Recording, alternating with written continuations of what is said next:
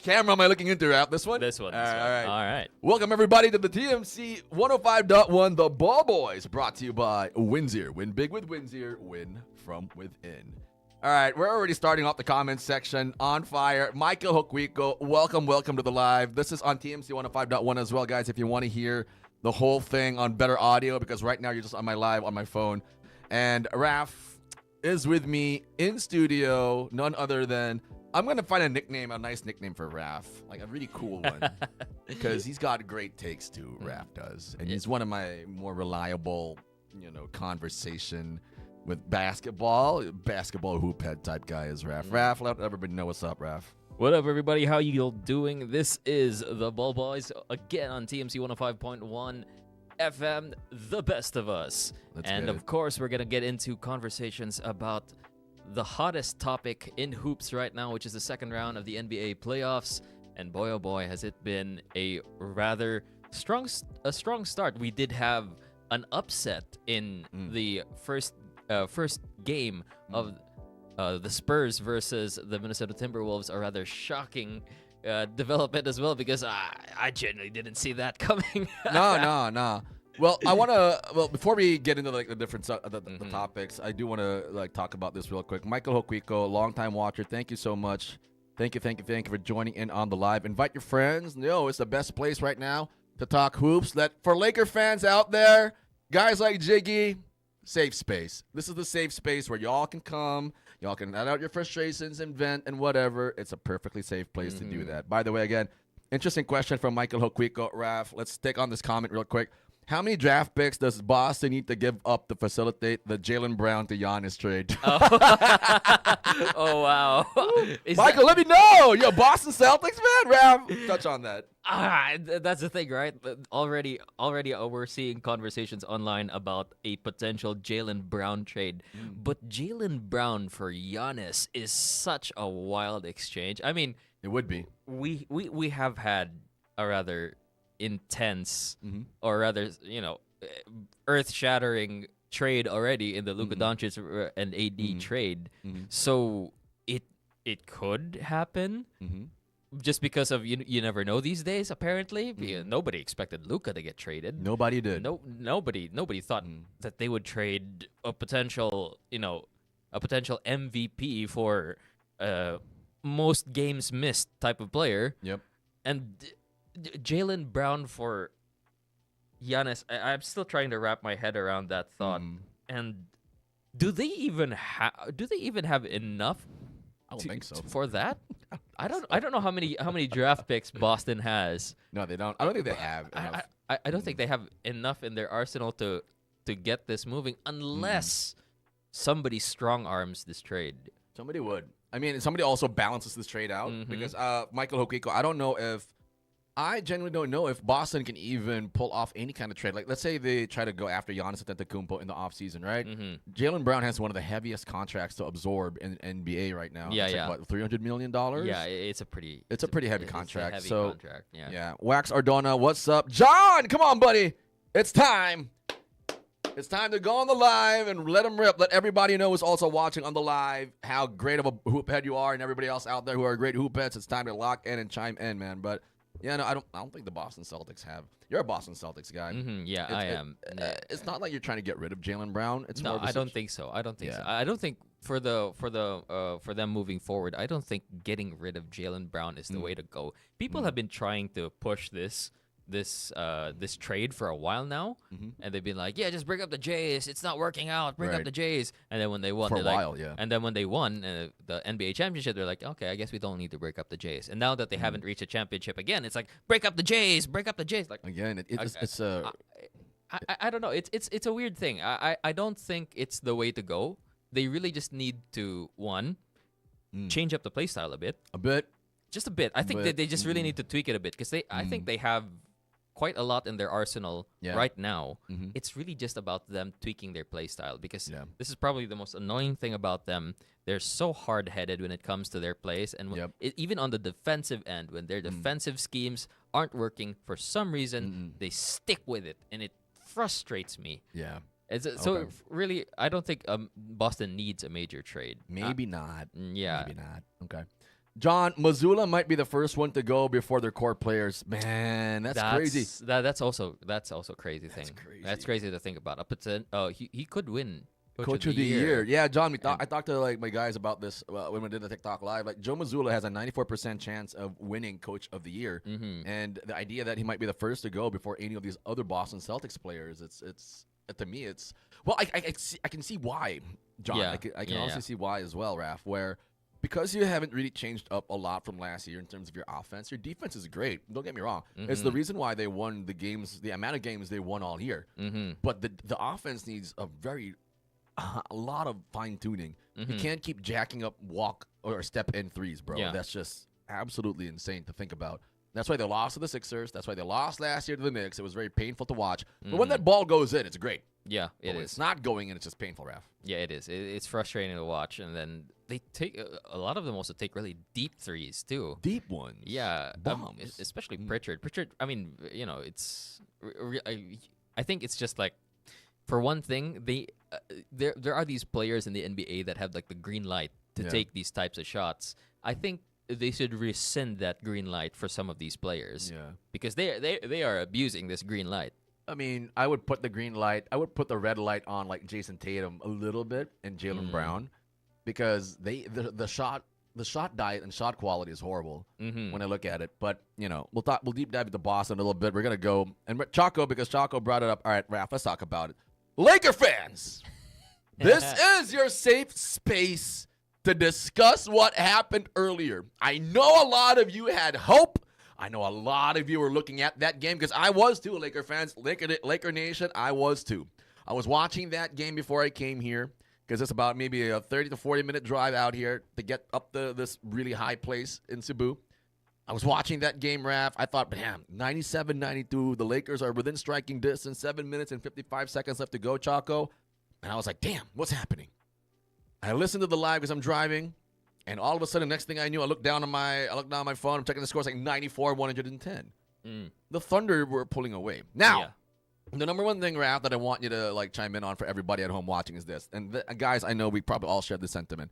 Going into this whole series, the Oklahoma City Thunder, they have a stigma that is associated to them, whereby when they step out on the court or any playoff series, Chaco has high hopes for the Lakers. I get that. Yep, I did too, actually. I did. But they're still hope. We'll talk about them in a bit. John, Michael Hoquico, Dwayne Casey of the Toronto Raptors, one of the first coaches to ever win Coach of the Year and be booted right away for God knows whatever damn reason, right? It's the craziest thing. Anyway, so talk about the Lakers and the Thunder. The Thunder going into the series, folks, already were somehow, they have a stigma associated to them. And that stigma is that when you play the Thunder, you are playing against 8 people every time out there on the court. That's just the truth. It's crazy because they get so many calls and people online hate it. They're the number 1 team in the NBA. So it kind of breathes life into the idea that they must have some kind of advantage, right? Yeah. And to me, it's difficult sometimes to have that conversation, because when you watch the Oklahoma City Thunder, they're terrific on defense. They lock you down. They play you with these terrific perimeter players. And with the idea, guys, that the entire NBA is very perimeter-oriented and perimeter-based. They have Cason Wallace, Alex Caruso, Lou Dort, Shea Gilgeous-Alexander, who is a very, very capable defender. They will lock you down in the perimeter. And if you get by them, it's a nightmare. Isaiah Hartenstein, one of the more physical bigs ever to play in the not really ever, but one of the more physical bigs to play in the NBA. Then you got Chet Holmgren, who's also a very active shot blocking presence inside the painted area. So, and then, again, the perimeter alone is enough of a nightmare to deal with, and then you got to deal. There you go. I keep getting these like things. I don't know what they're called. El Umba, buddy, welcome back to the live. I don't have the mic on my phone right now, but I am live on TMC 105.1 if you want to hear what this all sounds like. It sounds amazing. And, of course, my live guys, keep tuning in. Let's go. Further down the conversation. Yeah, Jalen Williams is also a very capable defender as well. He's a very good defender, Raph, talking about the other J-Dub on this team. Now, earlier when I was watching the game, the Lakers, in so much as because the calls are actually going both ways. The calls are going both ways, guys. Yeah. All right? SGA got in foul trouble, and the Lakers didn't capitalize. Mitchell and McCain were huge off the bench. Chaco, Lakers have great defense against SGA, but terrible against the bench. That's the take. This is why we exist on this live, guys. That's the take that everybody needs to digest properly. They played terrific on SGA, Raf. Yeah. They did amazing. Yeah. Their defensive game plan so far has been consistent, and it's worked on SGA. The problem is, when SGA takes a seat on that bench, all of a sudden, they collapse. All of a sudden, they don't really know what to do. They don't know what to commit to. It's happened multiple times in that game where when they close out on, let's say, a Cason Wallace, a Lou Dort on the three-point line, they'd overreact to it and let them fly by, or they'd fly by the offensive player and give that wide open shot. Choco, we talked about this. Laravia for the Lakers. Can we trade Laravia back to Serbia or wherever country he's from? No, I talked about this in extent, Ref. It's very frustrating. Yeah. Since the Houston Rockets series, Choco, he has looked nervous, anxious, and you can tell the body language. I'm not going to go into deep statistics with Jake Laravia, but you don't look like you're ready to be out there on an NBA floor. Huge. Send Laravia to Afghanistan. That's good. That's a different country. That's not his country anymore. Why are we sending him to the Middle East? Well, yeah, why are we sending him to the Middle East, guys? Why are we sending him to the Middle East, guys? That is so funny to me. I mean, even if we wanted to, I don't think they're allowed to draft him. No, you can't. But going back, Raph, and I want you to get your thoughts on this, and everybody in the comments section, let me know as well. That was so funny. But the Lakers shot themselves in the foot. I talked about this in extent in a different show. The Lakers cannot afford to make a lot of mistakes. Yeah. The mistakes that you can make, let the Thunder force you into those mistakes, meaning that the defense is the one that initiated you to even have these turnovers, because I checked the stats earlier. The Thunder are +5 in blocks and +5 in steals. That tells you that they're playing really good defense, you're not getting good quality looks, and you're turning the ball over in a way where the Thunder are capitalizing. Points off turnovers is such a big thing. The Laker fans out there, I'll tell you one plus that you guys have going for you. Your defense is terrific, okay? Your defense is doing the job that your offense cannot. That's been the biggest problem. Your offense is stymied. It's been Austin. Now we got a great game from Austin Reeves. Yeah, 31 points. 31 points, correct. John, glad to see Theodore get some minutes. He has to play more. Give him Jake's minutes. Exactly! Get Jake Laravia out of there. I don't know what I got to do, what we got to say. That dude, according to Choco, even the Army won't draft Jake Laravia at this point. I'm not saying it's terrible, because we've seen him do what he can do, Raph. Yeah, we've seen him do good. But correct. This playoff series, he has... even against Houston. Yeah. This playoff run, rather. Exactly. He's been gone. The nerves have not really cleared from the system. And actually, to follow up, Jake's American, so he can be drafted. We can't send him to Afghanistan. Right. We can.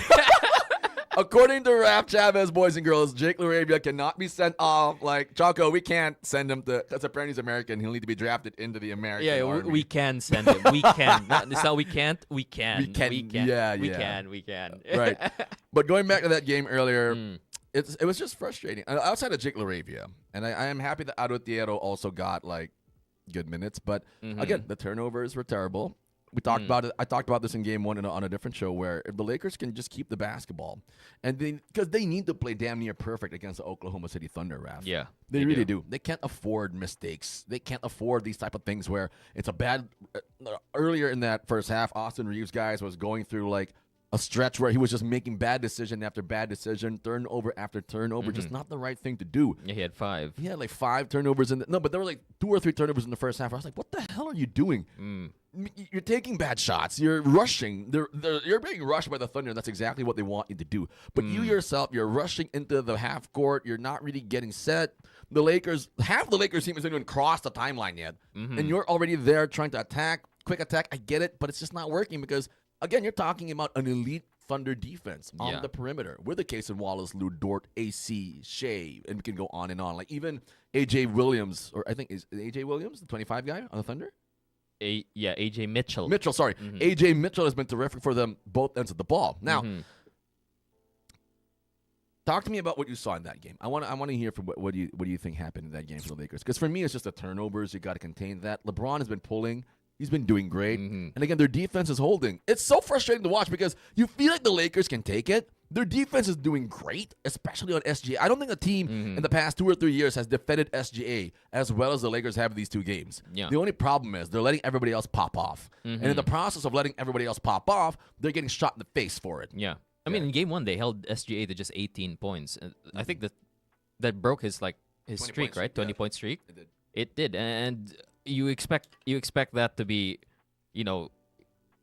it's because of the game plan, right? Yep. They wanted to focus on SGA, but maybe they need to come up with a game plan for everybody else as well when SGA sits down, because you were correct in pointing out that once SGA is down, it seems like, okay, now what? What do we do now? How does the defense rotate now? Yeah. It seems like they don't understand, or they don't fully understand how to do that, and because of that, everybody else is going off. AJ Mitchell was 7 of 12 earlier. Chet Holmgren 7 of 11, 3 of 5 from downtown. Yeah. I think he hit like 3 straight threes in the first half or something. Right. Was it the first quarter? Might be the first. Yeah, I think it might have been the first quarter or something. But but they kept it close. They were leading at the half point, diba? They were leading at the half. And then all of a sudden in the third, it's a collapse. So they also do need to limit the turnovers. Austin Reeves has 5 turnovers, 5 personal fouls as well. Marcus Smart, 3 turnovers, 5 personal fouls, and 4 of 13 from downtown. One thing I would say from game 1, it's really an ability for them to put the ball in the basket. Yeah. They just weren't hitting their shots, especially Smart, who was taking a lot of them, and Reeves. So at least one of them stepped up for game 2. It's hard for me to I don't know. And Ado Thiero, you really think? Because I only see the highlights, right? Yeah. I only been watching the highlights as of late, and I don't really see Ado doing that much in the highlights at the very least. So can you talk to me personally about what you think Ado is doing that will make him more valuable than Jake LaRavia at the moment? Well, his energy and his ability to be an impact player physically for the Lakers. And what I mean by that, folks, is in layman's terms, because the Lakers have 2 rotational bigs, 2 rotational legitimate bigs. It's Jackson Hayes and DeAndre Ayton. And then they go really small from there. Usually it's like LeBron at the 4 and Rui, who will rotate to that spot as well. They had Vando, but Vando is now out because he stupidly dislocated his finger in the most nasty way, in the nastiest way possible. Smacking the board. Correct. And Rui Hachimura, Ado Thiero's contributions, they revolve around his ability to play clean defense, rebound the basketball, and really be an impact player for the Lakers, energy-wise. That's where he's such a good contributor. But let me go through the comments also real quick. They're getting good looks. John, they're getting good looks, though. Rui has been hot this playoffs, but he's the only one reliable guy. I would say Austin Reeves did really well in this game. A rebound game from all the crap that he took in game number 1. And shooting from the Houston series, too. Correct. Well, he came back from an oblique injury. So you could see he was rusty. He was not moving too sure. well. Yeah. But this one, Austin Reeves did great, 31 points. I thought Reeves was like forcing the issue a little bit, though. Sometimes when you evaluate the way a person plays, you see the numbers, like 31 points, like 5 boards. He shot a pretty good, decent percentage. But when you watch the game and how he got those points, you kind of feel like he was forcing the action a little bit. And at times it would be good. Most times it was good, but sometimes it'd be bad. And bad in the sense where the Thunder would, for example, get a bad miss from Reeves, leak out, easy score. Stop again, leak out, easy score. And the problem that the Lakers have against the Thunder is like a little bit of a personnel issue as well, because the Thunder team are just faster. They're faster and nastier. When I say they're nastier, they get out there on the break and they really try to break you in half with their speed, ref. They're also bigger, right? Taller. Yeah. Smart fishing for fouls infuriates me. Yeah, John, you're in the right to feel that. You're in the right to feel that. Well, at least, he was knocking them down when he got there. But seriously, though, 4 of 13 from the field, that's horrible. 1 of 7 from downtown, just 14.3% from 3. Oh, we're talking about Reeves? Smart. Smart? Yeah, no, he didn't play a good game earlier. Yeah, it was a bad game. Even game 1, he had a bad game, no? I thought Kennard was doing great in this game. What's Kennard's box score from earlier? Kennard has 10 points, 4 of 5 from the field, 2 of 3 from downtown. Yeah. In 26 minutes of play, yeah. He played bad. Decent. He played decent. He played exactly to the way Luke Kennard would play. Yeah. Now he gave them exactly what you expect from him. Exactly. Mhm. And Luke Kennard did well enough, in my opinion, for, again, but whatever. I don't hold Luke Kennard to any atmospheric standards, folks. Yeah, I yeah, don't. of course. So if he gets me 10 points, he gets me 10 points. I'm good with that. Mhm. Compared to like what he was giving earlier in the Rocket series, where he was like Mhm. dropping 20 to 25 Yeah. game, which I thought was pretty crazy. You think Reeves should switch off on attacking to score and maybe looking more to create for others? He does have 5 turnovers this game, but when he was acting more as a facilitator during the regular season, I thought he was doing pretty well doing that. Especially when Luka was out for a few games here and there, when Reeves would step up and then he would get like a near triple double and stuff like that. I think you think Reeves should tone down on the slashing to score and maybe looking to create for others. I would say yes. Right, 7-7-7. Let us say Lakers pass the Thunder. I don't think they will survive in the West Finals nor the Finals. Well, that's like a really far. Yeah. Let's think about now. let's see Game 3 first. I don't think. I mean, even the assumption right now is they might not even get past the Thunder. But yeah, to your point, Rap, or to your question, sorry. No, 7-7-7. Don't worry about it. It's a fair take. It's a fair take. But Lakers versus Spurs, right? That would be the idea. Yeah, that's a potential matchup. Yeah. But in the current moment, in the present time, now I would, because the Lakers need a second scorer, Raf. They desperately needed one. Yeah. We saw that come into play when Game 4 against the Rockets, when Luke Kennard was shackled, and then Marcus Smart, and then Rui Hachimura. Because Rui Hachimura can commit to getting you like 15 points a game. Mm-hmm. Yeah. I can rely on Rui to get me like 15 a game. Yeah. The problem with Rui's game is it's not based on, not based on him scoring, putting the basketball on the floor, and finding a way to create buckets. That's not Rui Hachimura's game. Mm-hmm. He's a spot-up shooter. He has like maybe 1 or 2 moves. It's usually a pump fake, 1 dribble inside, and then a pull-up J. Mm-hmm. Or he comes off this like pump fake, dribble, pull-up. Or layups and dunks, the easy ones, the easy buckets. That's Rui Hachimura's game. Mm-hmm. But there will be a lot of times in a game where you're going to need to manufacture. Mm-hmm. And I genuinely believe down that stretch, 97-92 was again the score when I looked at my phone earlier, and I thought, okay, the Lakers are in it. But that's in large part because Austin Reeves was very, very aggressive. Mm-hmm. I like that he got the 31 points. The only problem where I think Reeves needs to just improve a little bit, especially heading to Game 3 back in LA, is, all right, you do need to get your teammates involved a little bit. You need to get a Marcus Smart and a Rui Hachimura better looks. Because LeBron James getting bodied by Lou Dort, bodied by AC, bodied by all the... You can see the way they're defending LeBron James. They're getting really physical with LeBron. Mm-hmm. They're pushing him out of that comfort zone, that foul line area where J.J. Redick likes for him to operate. They're pushing him out of that spot. They're trying to force him to operate top of the key three-point line going down. And they're trying to make him like 2007 Bron. Yeah. The problem is, this is no longer 2007 LeBron. Whereby, if that was 2007 Bron, boy... He's moving bodies. Chet Holmgren ain't checking 07 Bron. Chet Holmgren couldn't even body Chris Paul. No. Old man Chris Paul. Old man senior citizen Paul. No, but alluding to what I'm talking about, 777. Yeah, they are pushing Bron. Yeah. And Lou Dort, you can see Lou Dort do it too. Like, I was watching the game. I was watching Lou Dort defend Bron. Like, damn, he is really shoving him. Yeah. And the refs aren't even calling it. Like, they're just letting... Lou Dort shove Bron. Yeah, they've always. That's another thing that adds to the frustration for some people who aren't big fans of the Thunder. Yeah. Is that when they're on defense, it feels like they can get away with anything. Exactly. It's so frustrating to watch. It is. Shout out to Miss Glenda Suiko over here in our comment section. What's up? She says, "Hello, Team Ball Boys." Let's go, Mom Glenda. I miss you. I haven't seen you in a while. Yeah. We're not having Miss on. Yeah. Come on. Unfortunately, they have a coronation night to attend. Oh, well, congratulations on the coronation. I keep looking at the wrong camera. Congratulations on the coronation night, Mom Glenda. Thank you.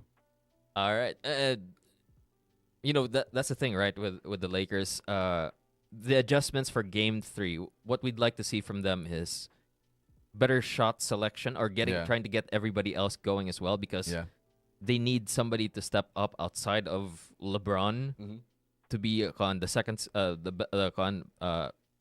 more consistent scorer. Yeah. I mean, LeBron had 23 points, 9 of 18, 1 of much 4 did he from downtown. 23 points. Damn. Bronny. Let's go, Bron.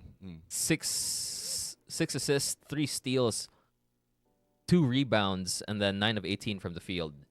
No, look, LeBron will do LeBron. Yeah. We've known that now ever since the first round, folks. Let me go through these comments real quick. How unbearable is OKC to watch this postseason? I'd argue they've been unbearable for a while. They haven't. But look, as a Nuggets fan. Exactly. But I want to say this to everybody out there watching. I want everybody to be objective. Yeah. All right? When I say objective, I want to blame the refs. I want to blame the NBA for the bullshit that they have enabled. Because in so much as the Thunder know that they can get away with so much, and before, again, coming into this series, they already have this stigma where they're going to be, the Lakers are going to be playing against 8 guys. The Suns knew they were going to be playing against 8 guys. And the whole internet just wants to, push that out there. Push that out there as the narrative of the OKC Thunder. Or focus on it. Exactly. They put a spotlight on the referees. They're like, oh, when the Thunder plays, or every time you play the Thunder, like, the refs are always on their side, which is a very strange occurrence. But we talked about that already in our previous episode. But what I want to highlight to everybody is I do not want anybody to hate the OKC fan base. Yeah. It is one of the best fan bases in sports. I love that fan base, even though I'm no longer there because I was once with the OKC Thunder during the Russell Westbrook days. I deviated from that because, yes, I might be low-key a bandwagon fan. What? Yes. No, the fan base does not deserve any flack. They have been terrific. They support their team through thick and thin, bad, good. They're there waiting on the tarmac, Raph. Yeah. They welcome them. Again, whether it's a bad game or a good game, that's what I love about this Thunder fan base. It almost seems like a sim to watch because it's a great display of how much a fan base should be rewarded, in my opinion. Yeah. You've never seen this from Los Angeles, Boston, Chicago, New York, Philadelphia, these legacy teams in the NBA.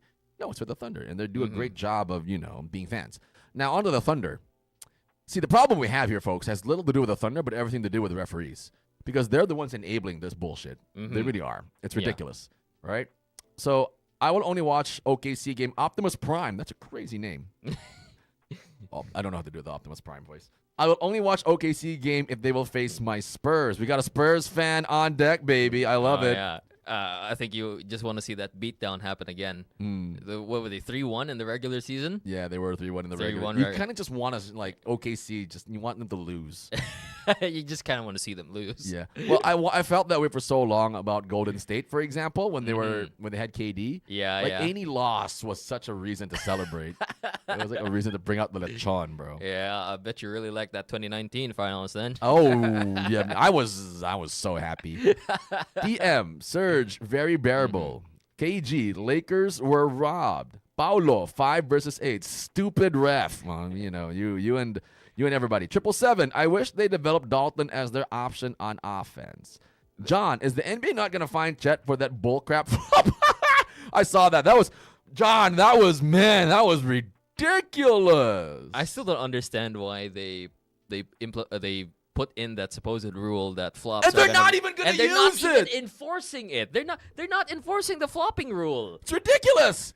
Y'all saw the flop was ridiculous. Like, I think it was Ayton who tried to post him up. And then he didn't even hit the face, but Chet was holding his face, and he was like, no, I'm hurt. No, you were not hurt, you stick man.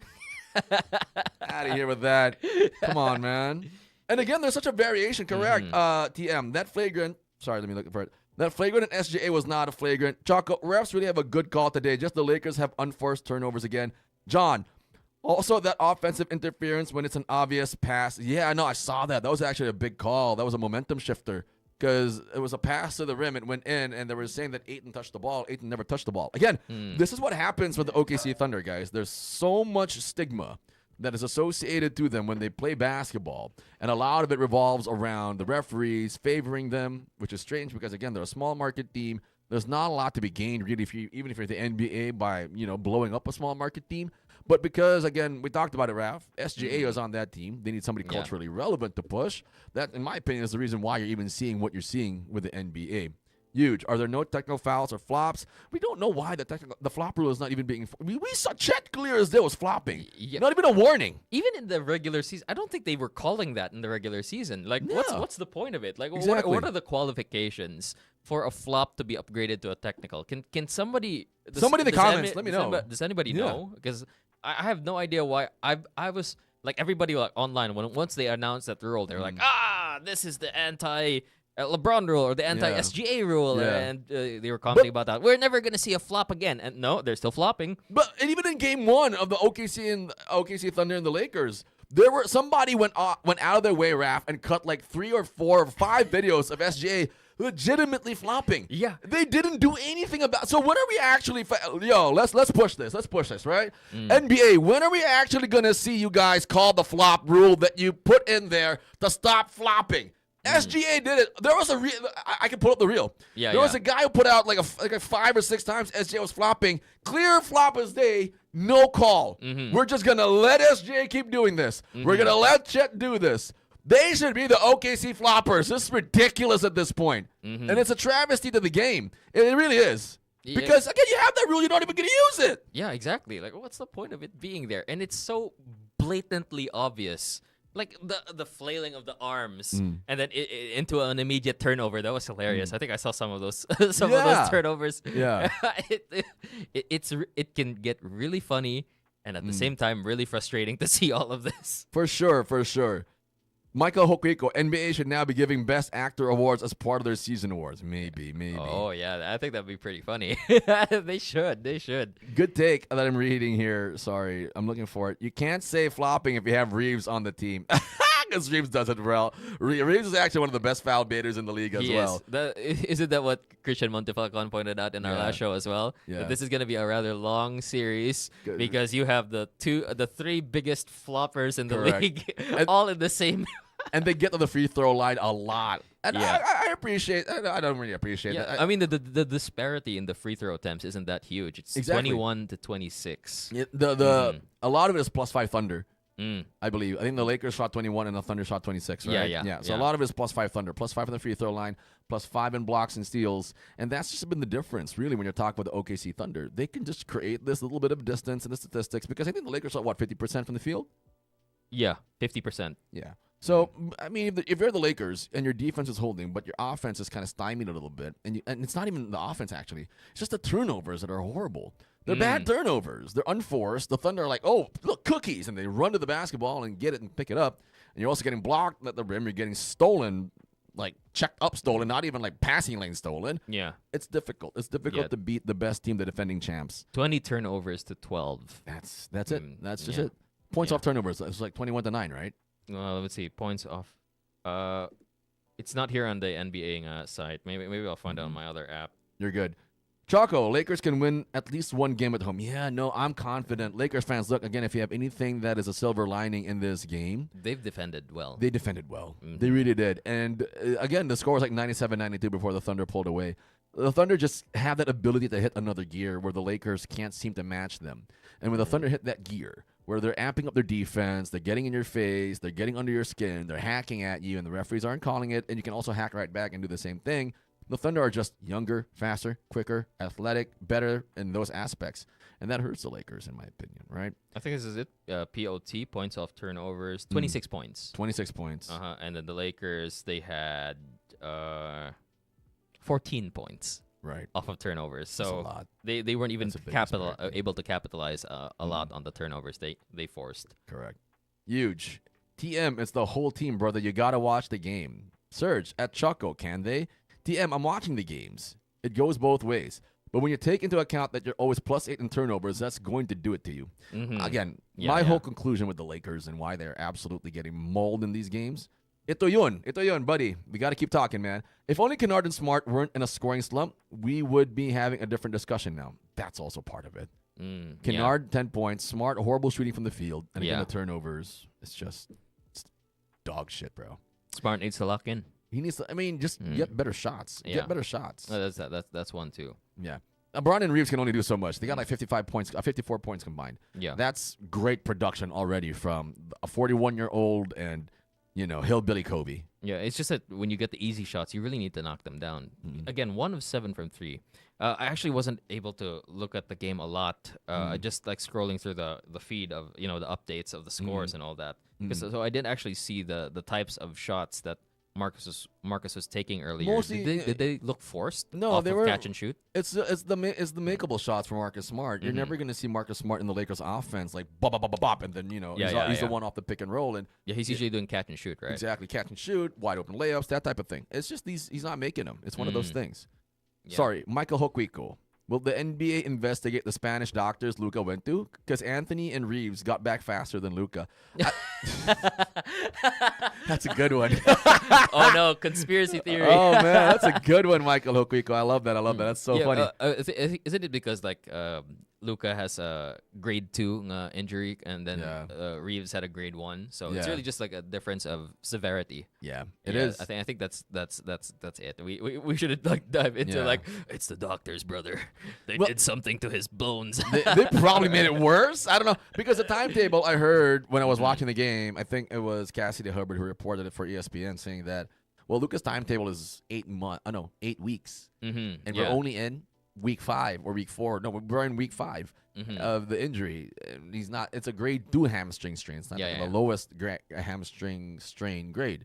So that makes it a little bit more complicated to manage because, again, if you try to do it too early, you might end up with like a Kevin Durant situation where he did come back early and, he suffered an Achilles tear, which is now the most common NBA injury out there. Yeah.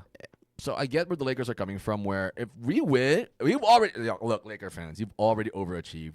You already unironically, overachieved. Yeah. There's like, for me, if you even beat the Thunder – LeBron James' legacy is good. There's nothing that can be done. I mean, think about it. All of the analysts were betting against LA.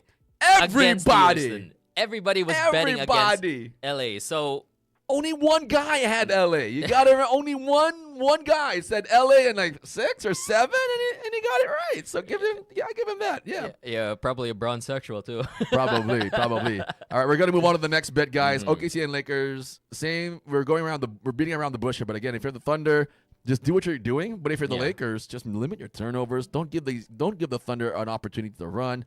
Get easy baskets. If you're gonna beat the Thunder, number one, you're going to have to be damn near perfect because these are the defending champs and they're super young and they're super confident at the moment. You need to beat them in the half court. You need to limit your turnovers. Again, don't give them opportunities to get out and run. And you need to be able to contain their bench because your defense is already doing what it's supposed to against a Shai Gilgeous-Alexander. How many did SGA score earlier? 22. He scored 22, huh? Take note of that. He only scored 22 points on a night where they could have used like 40 from him. Because, again, the game was close all the way up until like the 7-minute mark of the fourth quarter. And, again, that speaks to how they've defended well against SGA. Yeah. But if you're the Lakers, the only thing right now that you can really improve on is if you just do not give the Thunder. If they're going to force turnovers, let the Thunder be the reason why there are turnovers. Right? Yeah. Steals, blocks, sure, that's fine. But if it's these unforced turnovers where you're just, it's a bad pass here, it's a bad pass here, I'm smart, like blah, blah, blah, and Reeves like, blah, blah, blah, so... No, don't make those mistakes. You got to be damn near perfect. If they're going to steal the ball, they'll steal the ball. Fine. If they're going to pick you after a cross, fine. Let that be the case. But don't give the ball back in really bad and make. You have a turnover, Raf. They go down the other way and they score immediately. Let it be anything else but that. Yeah. Because the Lakers, you have a chance, and that's what I'm trying to say. They have a chance. Yeah, they were keeping it close. They really had a chance this game. They just they really need to figure out what to do about the bench, right? How to limit the bench's scoring. Exactly. Jared McCain, 7-11 from the field, 4 of 5 from downtown, 18 points on 17 minutes. Correct. Dan, that's a point a minute. Bro, Jared McCain, the Philadelphia 76ers, boy, I bet you are breaking your neck right now thinking, like you're just throwing your, like, oh my God, we let Jared McCain go, and we kept VJ Edgecombe, who can't knock down a jump shot to save him, his mom's life, and the next generation of Edgecombes. And we kept Tyrese Maxey, we kept Paul George, where we could have had Jared effing McCain, who is an electrifying player, both on the court and on TikTok, apparently.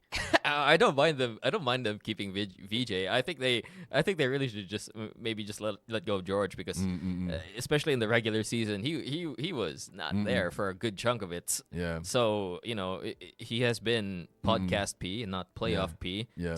For these past few years now. So I would have doubled down on the young core rather than keep unfortunately advanced aged Paul George. Yeah.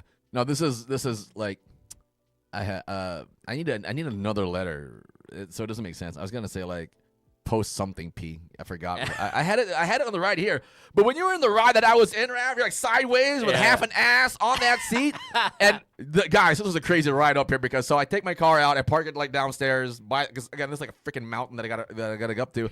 I had half a seat in the van. when I got out of the van, I don't know what nerve was clamped by the piece of metal that was like in between my ass. When I got out, I lost all sensation in my favorite part of my body. I legit. Were you trying to say post-pandemic? Post-pandemic be something, but yeah, no. But again, I lost all sensation in this area where every man's favorite area, and I was like trying to shake it off. I thought you could jump your way out of it. Like, Yeah. No, I felt worse. I felt like. What is happening to my body? Yeah, I could just imagine Japheth just like right outside by the gate, just jumping up and down, and the staff. The staff are just like looking at him like, what is that man doing? What is going on? Like, what is he doing? What is he doing over there? It's crazy. So no, it was crazy. But I'm here now. Yeah. So I'll go through the couple of comments because I think there's a war going on in the comments right now. Oh no. Oh no. Everybody chill. Save space for y'all to talk hoops. I get it. It's gonna be like that. People gotta have their opinions in. And I'm going to play a little bit of referee, and I'm going to play a little bit of this and that. Here we go. OKC in garbage time put Aaron Wiggins in, and I was like, damn, I forgot he's on the team. That's a crazy weapon. Aaron Wiggins is like one of the best three-point shooters in the NBA, too. That is nuts. Riley, welcome back to the live. Huge. Just you telling me that ain't a flagrant says a lot about your opinion, man. But hey, congrats on the dub. Ito yun. LA's defense, just like game one, is still great. Just need to pair it up with equally great offense. Good point. Joy Order. This is not. This is a new episode. Welcome to the live. KG also props on how deep the Thunder's bench is. That's been the difference. The Thunder bench, right? It's been crazy how the Thunder bench has just done like times 2 times 3 the Laker bench. TM. There wasn't only OKC players in front of Smart. What else would it be? I'm trying to figure out what they're fighting about. Connect defense is OKC will spam him on offense. KG, but man, imagine if the Clippers get a top 4 pick, it goes to the Thunder. Damn, that's like hell on earth right now. Oh yeah, that's another thing, right? Yeah. Thank you, LA, for choking. I mean, LA Clippers. Thank you, Clippers, for choking. Now the Thunder are gonna get more talent, more assets, more young talent. Seriously. So they're probably gonna get the top 3 right now are like I think it's like Camden Boozer. I'm not sure if it's Camden Boozer, but it's one of the Boozer twins. Edgy DeBonsa, who's like the next T Mac, and Darren Peterson, who's like the next D Wade. And the 4th one I think is the guy from Arkansas. But Jesus Christ, they're gonna get a top tier talent either way, right? Yeah.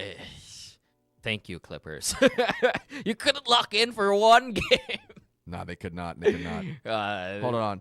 All right. TM, what is going on? Commentators literally said Reeves had his arm held. Huge. He clamped the arm, brother. I don't know about that. TM, if I can't move my arms, what do you want me to do in that situation? Punch him. Punch him. Are they talking about the Austin Reeves one where SGA grabbed him, right? I think so. I think this is what's going on. Yeah. Chaco, OKC is number 1 in defense, and having less than 8 turnovers against them is hard. That's true. Their perimeter defense, again, is clamps, bro. 777, bro, if OKC goes back-to-back and enter the top 4 in the draft. Oh, man. Oh, talking about the flagrant on SGA.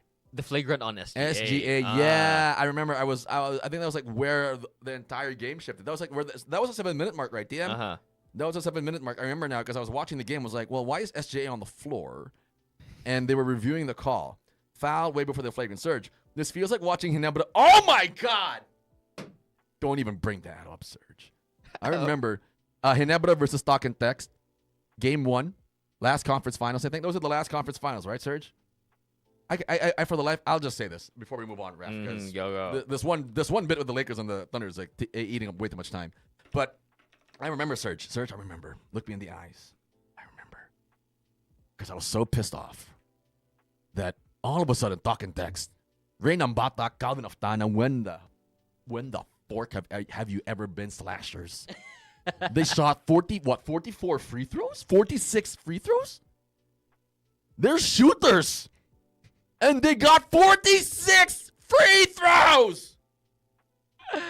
What? Yung nakakainis, Raf, that was the only game they got that many free throws. That was it. Never again in Reynam Batak and Calvin Oftana history did they combine for that many flippin' free throws. It does. Yeah. It does. Welcome, Caleb, to the live. Welcome to the live. Pre-Solomon Hill, LeBron takes OKC in 6. You're right. You are so right. I kind of stand on that with you, bro. All right, let's keep the ball rolling, guys. Enough Thunder Lakers. We know what both teams need to do heading into Game 3, and I think that game is what, Sunday? Because Friday, Saturday, Sunday. No, it'd probably even be Monday. It might be Monday. Might be Monday. Monday, yeah. Oh, no. Oh, wait. Let me check that schedule just to be 100% certain. It's probably.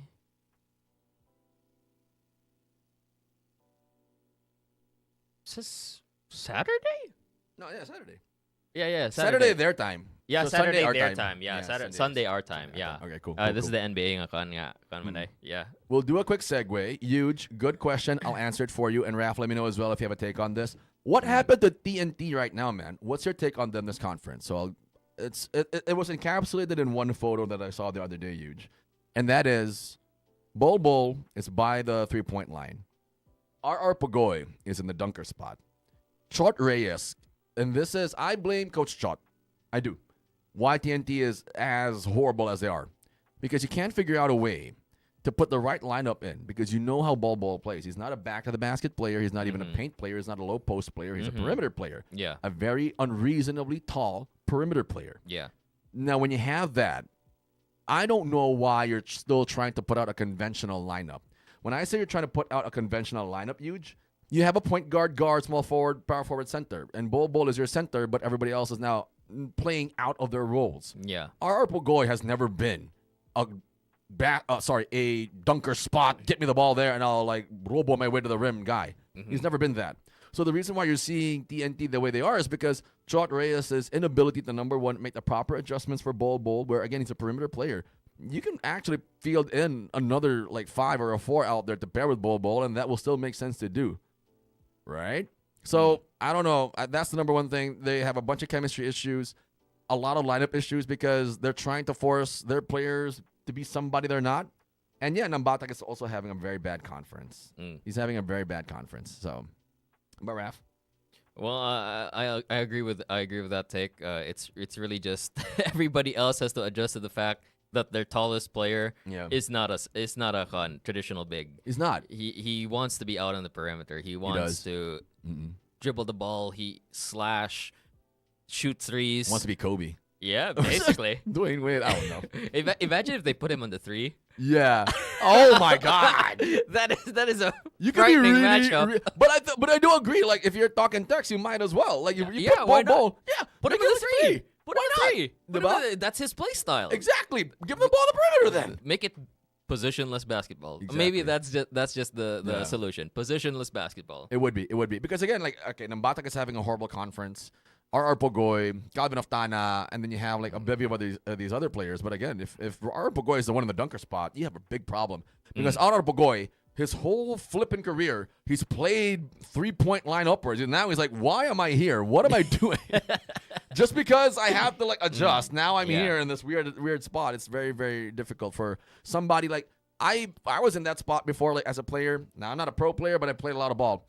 I'd be in those situations in the 4-ref where we don't have a 5, so I have to play the 5. And it's very awkward. Yeah. It's challenging. And the coach is like, you can do the 5. I'm like, I can, but I'm not good at it. There's a big difference between what I'm good at and what you're forcing me to do, which I'm capable of. Yeah. In that narrative and in that space, that's that has been the problem for Talk and Text, in my opinion, for this conference, right? All right, let's go to the other game earlier today, Cavaliers and Pistons. Now, I would like to keep thinking that the Cleveland Cavaliers, any series that they play in, folks, will be the most boring series. But the Pistons right now are showing why they are number 1 seed, Raph. Cade Cunningham, the difference between Cade Cunningham right now and James Harden and Donovan Mitchell, it's a wide gap. And even if we all understood heading into the series that the Detroit Pistons have a weakness, and that weakness is their sole reliance on Cade Cunningham's ability to manufacture points for them out of thin air. And then the offense is so Cade Cunningham-centric. Yeah. And they haven't found a way to really work around that, talking about the Pistons. But we're also seeing that when Cade Cunningham wants to turn it on, he's turned it on. Yeah. And when I say he's turned it on, he's playmaking, he's scoring in space, he's getting wide open looks for himself and his teammates, and he's getting everybody else involved. Meanwhile, for the Cleveland Cavaliers, they just can't get out of their own way. And their own way involves both James Harden and Donovan Mitchell. For me, if you're talking about James Harden, the biggest problem with James really revolves around him needing the ball every time. He's not going to do any good teammate things for you. He's not going to set a screen for Donovan Mitchell to get open. He's just not going to do any of that. And that's been the cancer narrative that surrounds James Harden, and it has surrounded him for the better part of the last maybe 5, 6, 7 years, because we know what he can do with the basketball. It's these little things that he can contribute to that he doesn't do, which Yeah. makes him a cancerous type of player to the team. Yeah. But earlier, the Pistons won. The Cavaliers. Drop your thoughts. Well, just looking at it from just the box score standpoint, 3 of 13 from the field. Guess who that is? James Harden. James Harden. Exactly. Yeah. 0 of 4 from downtown, and three assists, 4 turnovers on 36 minutes played. You are still a very ball dominant guard, and you're supposed to be a very decent facilitator as well. Yeah. What is going on that you are getting clamped this hard? They are bad. forcing turnovers, this many turnovers, and you're not even contributing on where you should be contributing, which is your spacing. Exactly. Is it just that the defense has you figured out, or is it just you're past the point in time where you could have been doing this better? I would say that he's past. Well, it's two things actually. He's past his prime, which we could all agree to. Everybody in the comments, let me know what you think about James Harden. And even when you were at your prime, because again, you got to remember when they had a chance to take out Golden State with Kevin Durant, and Chris Paul just wasn't there. Yeah. Even when you were in your prime, these little things were masked by how great a performer you were. When you Harden getting clamped, dude can't dribble no more. I remember he couldn't even shake Duncan Robinson. Oh god. There was like a video like Harden is so washed he can't even shake Duncan Robinson. He can't even shake Jimmy Neutron anymore. What is going on? So, and the most hilarious thing about that is the Heat benched him for Tyler Hero because both of them were horrible defenders. Exactly. And if you're James Harden, you just some even were like saying, "Is he point shaving right now? It needs to be investigated." So, I don't know. I don't see any truth to that. James Harden. I think he still wants to win. It's just not happening. And I think he's forcing it a little bit too. And the playoffs are just a different animal when you're talking about like creating your own shot. And it's probably there mentally for James, guys. It's just not there physically for James, if you know what I mean. I want to get through this real quick because I think we're good with the Pistons and the Cavs. I think the Pistons will win that one in probably 5 or 6.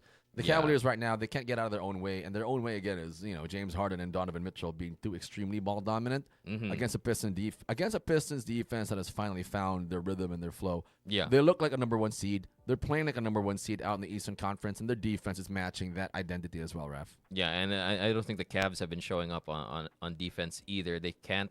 I mean, this was something that the Magic were able to capitalize on. Unfortunately, they couldn't do it for the final, for the final nail in the coffin. Yeah. But just keeping the scoring to Cade Cunningham and making sure nobody else can get anything. That was something that the Magic were really good at in that series. Unfortunately, they weren't able to do it down the stretch. But for those first 4 games, 4 games, it looked like a chokehold on the Pistons. It did. And it was like the biggest weakness of the Pistons. Like it's something that will immediately stand out as soon as you see the game. You look at the box score, it's like Cade's doing everything. Correct. Nobody else is showing up. And this is something that, unfortunately for the Cavaliers, even with their decent defensive lineup in Evan Mobley and Jarrett Allen, it's just not working. It's just not working. It's just not working. No, I agree with you. So we'll do a quick segue, and I want to entertain this this question real quick from Chaco. If you would redraft the 2018 draft, who is your top 5? Can you look at the top 5? 2018? 2018 draft. 2018 NBA draft. I just want to entertain this question real quick because it sounds interesting. Yeah. Because what are we looking for here? What are we looking for, Chaco? I agree. We have DeAndre Ayton at the 1, Marvin Bagley the 3rd at 2, Luka Doncic at 3. Okay. Jaren Jackson Jr. at 4, and then Trae Young at 5. So other notable people within the draft, we have Wendell Carter Jr. at 7, Mo Bamba at 6, Colin Sexton at 8, Kevin Knox at 9, Mikal Bridges at 10, Shai Gilgeous-Alexander at 11, Miles Bridges at 12, Jerome Robinson at 13, Michael Porter Jr. at 14, Troy Brown 15. We also have Dante DiVincenzo at 17. That's a deep draft. Yeah. Wow. Lonnie Walker, 18. Kevin Herter at 19. Josh Okogie at 20. Grayson Allen, 21. Wow. Okay. Yeah, also Anthony Simons was on this draft. I didn't know that. Mo Wagner, too.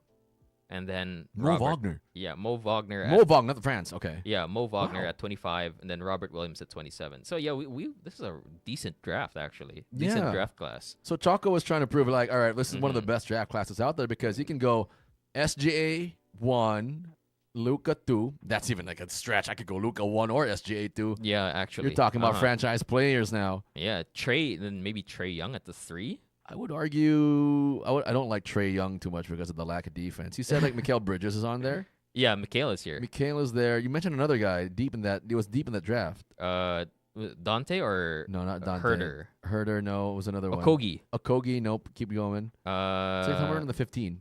Number 15. 15. Who do you have? Troy Brown. No, keep going. Who did you like? Was it gone? Mo Wagner or? Yeah, no, even have Mo Wagner in that draft. Damn. Yeah. Anthony Simons, Robert Williams. Look at that. Fernie there. Yeah. Damn. Grayson Allen. Grayson Allen is there too? Yeah. That's a crazy draft. All right. It is. All right, we can debate between Michael Porter Jr. is there. Yeah, Michael Porter Jr. I think you could make a decent case for Michael Porter Jr. in the 5. Like the 3. In the top 5, yeah. Yeah. You go Luka, Shea, you can interchange. Uh-huh. Okay, let's put Trey there. DeAndre Ayton's not bad. Mm-hmm. And then Porter Jr. Yeah, that sounds good to me. That sounds pretty good. That sounds pretty decent. I'm not mad at that. Yeah, and if you really don't want to put Trey in there because of the lack of defense, we can swap him out for Mikhail. Yeah, Mikal Bridges. You can. I wouldn't be mad at that. Is Jalen Brunson in that draft? No. Okay, I thought JB was in there. That'd be nuts if that draft had JB. Man, we really knocked out Jaren Jackson Jr. No, because he doesn't rebound. Wait, no, look at the second round. Apparently, second round. Is JB there? You for real? He is. Jalen Wow, Brunson. Jalen Brunson is in this draft? Yeah. What?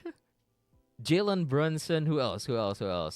Mitchell Robinson. Wow. That's a great poll, Itoyon. That's a great poll. Bruce Brown. Mitchell Rob. Wow. Brunson this is a crazy draft. Yeah, it is. Brunson, so you can go Brunson, Doncic, SGA. Uh-huh. Then you can take your pick. Bridges, Trey Young, DeAndre Ayton.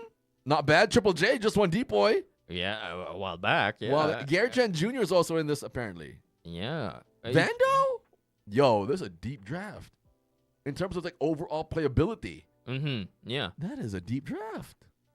Yeah. I'm impressed. Probably one of the better draft classes in the 2010s, no? You could argue that this is the best of all time. But then again, we kind of need to see everybody play out their entire careers. Yeah, of course. Case, yeah. All right, Noea, welcome to the live. Shake Milton also. Not bad. Noea, what you think about Ion Braga? That's one of Gilas's future Briggs. I'm not too sold on Braga yet. I feel like he's one of those really tall guys who's kind of forced to play basketball. No, I say this because you can tell when somebody naturally loves basketball and when they look like they're being forced to play basketball. A lot of the really tall people that we have in the Philippines, they look like they're forced to play basketball. Yeah, I mean, that was the case for a lot of people. For a lot of them. Yeah, I'm not going to lie. Like Greg Slaughter almost. Junmar's actually forced. Yeah, Junmar mentioned it. The only reason he never really gravitated towards basketball, it was really because people were like, hey, you're tall. Come play with us. Go play basketball. Tall person. Yeah. You know? Thoughts on Drex de los Reyes?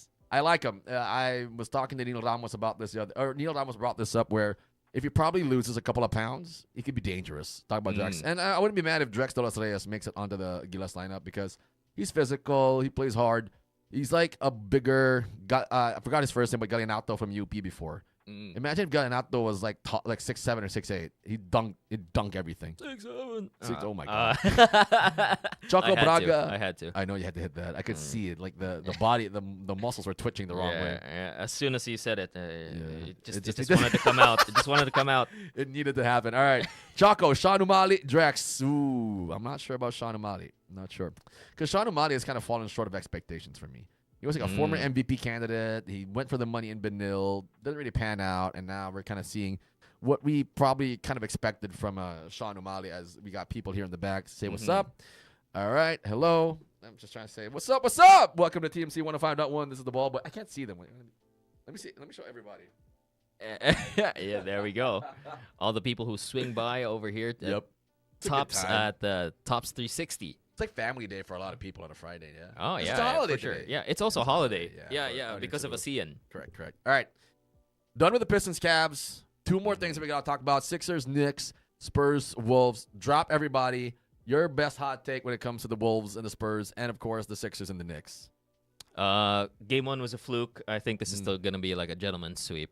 For the Spurs? Yeah. You might be right. Yeah, you might be right. I think Game 1 was a fluke.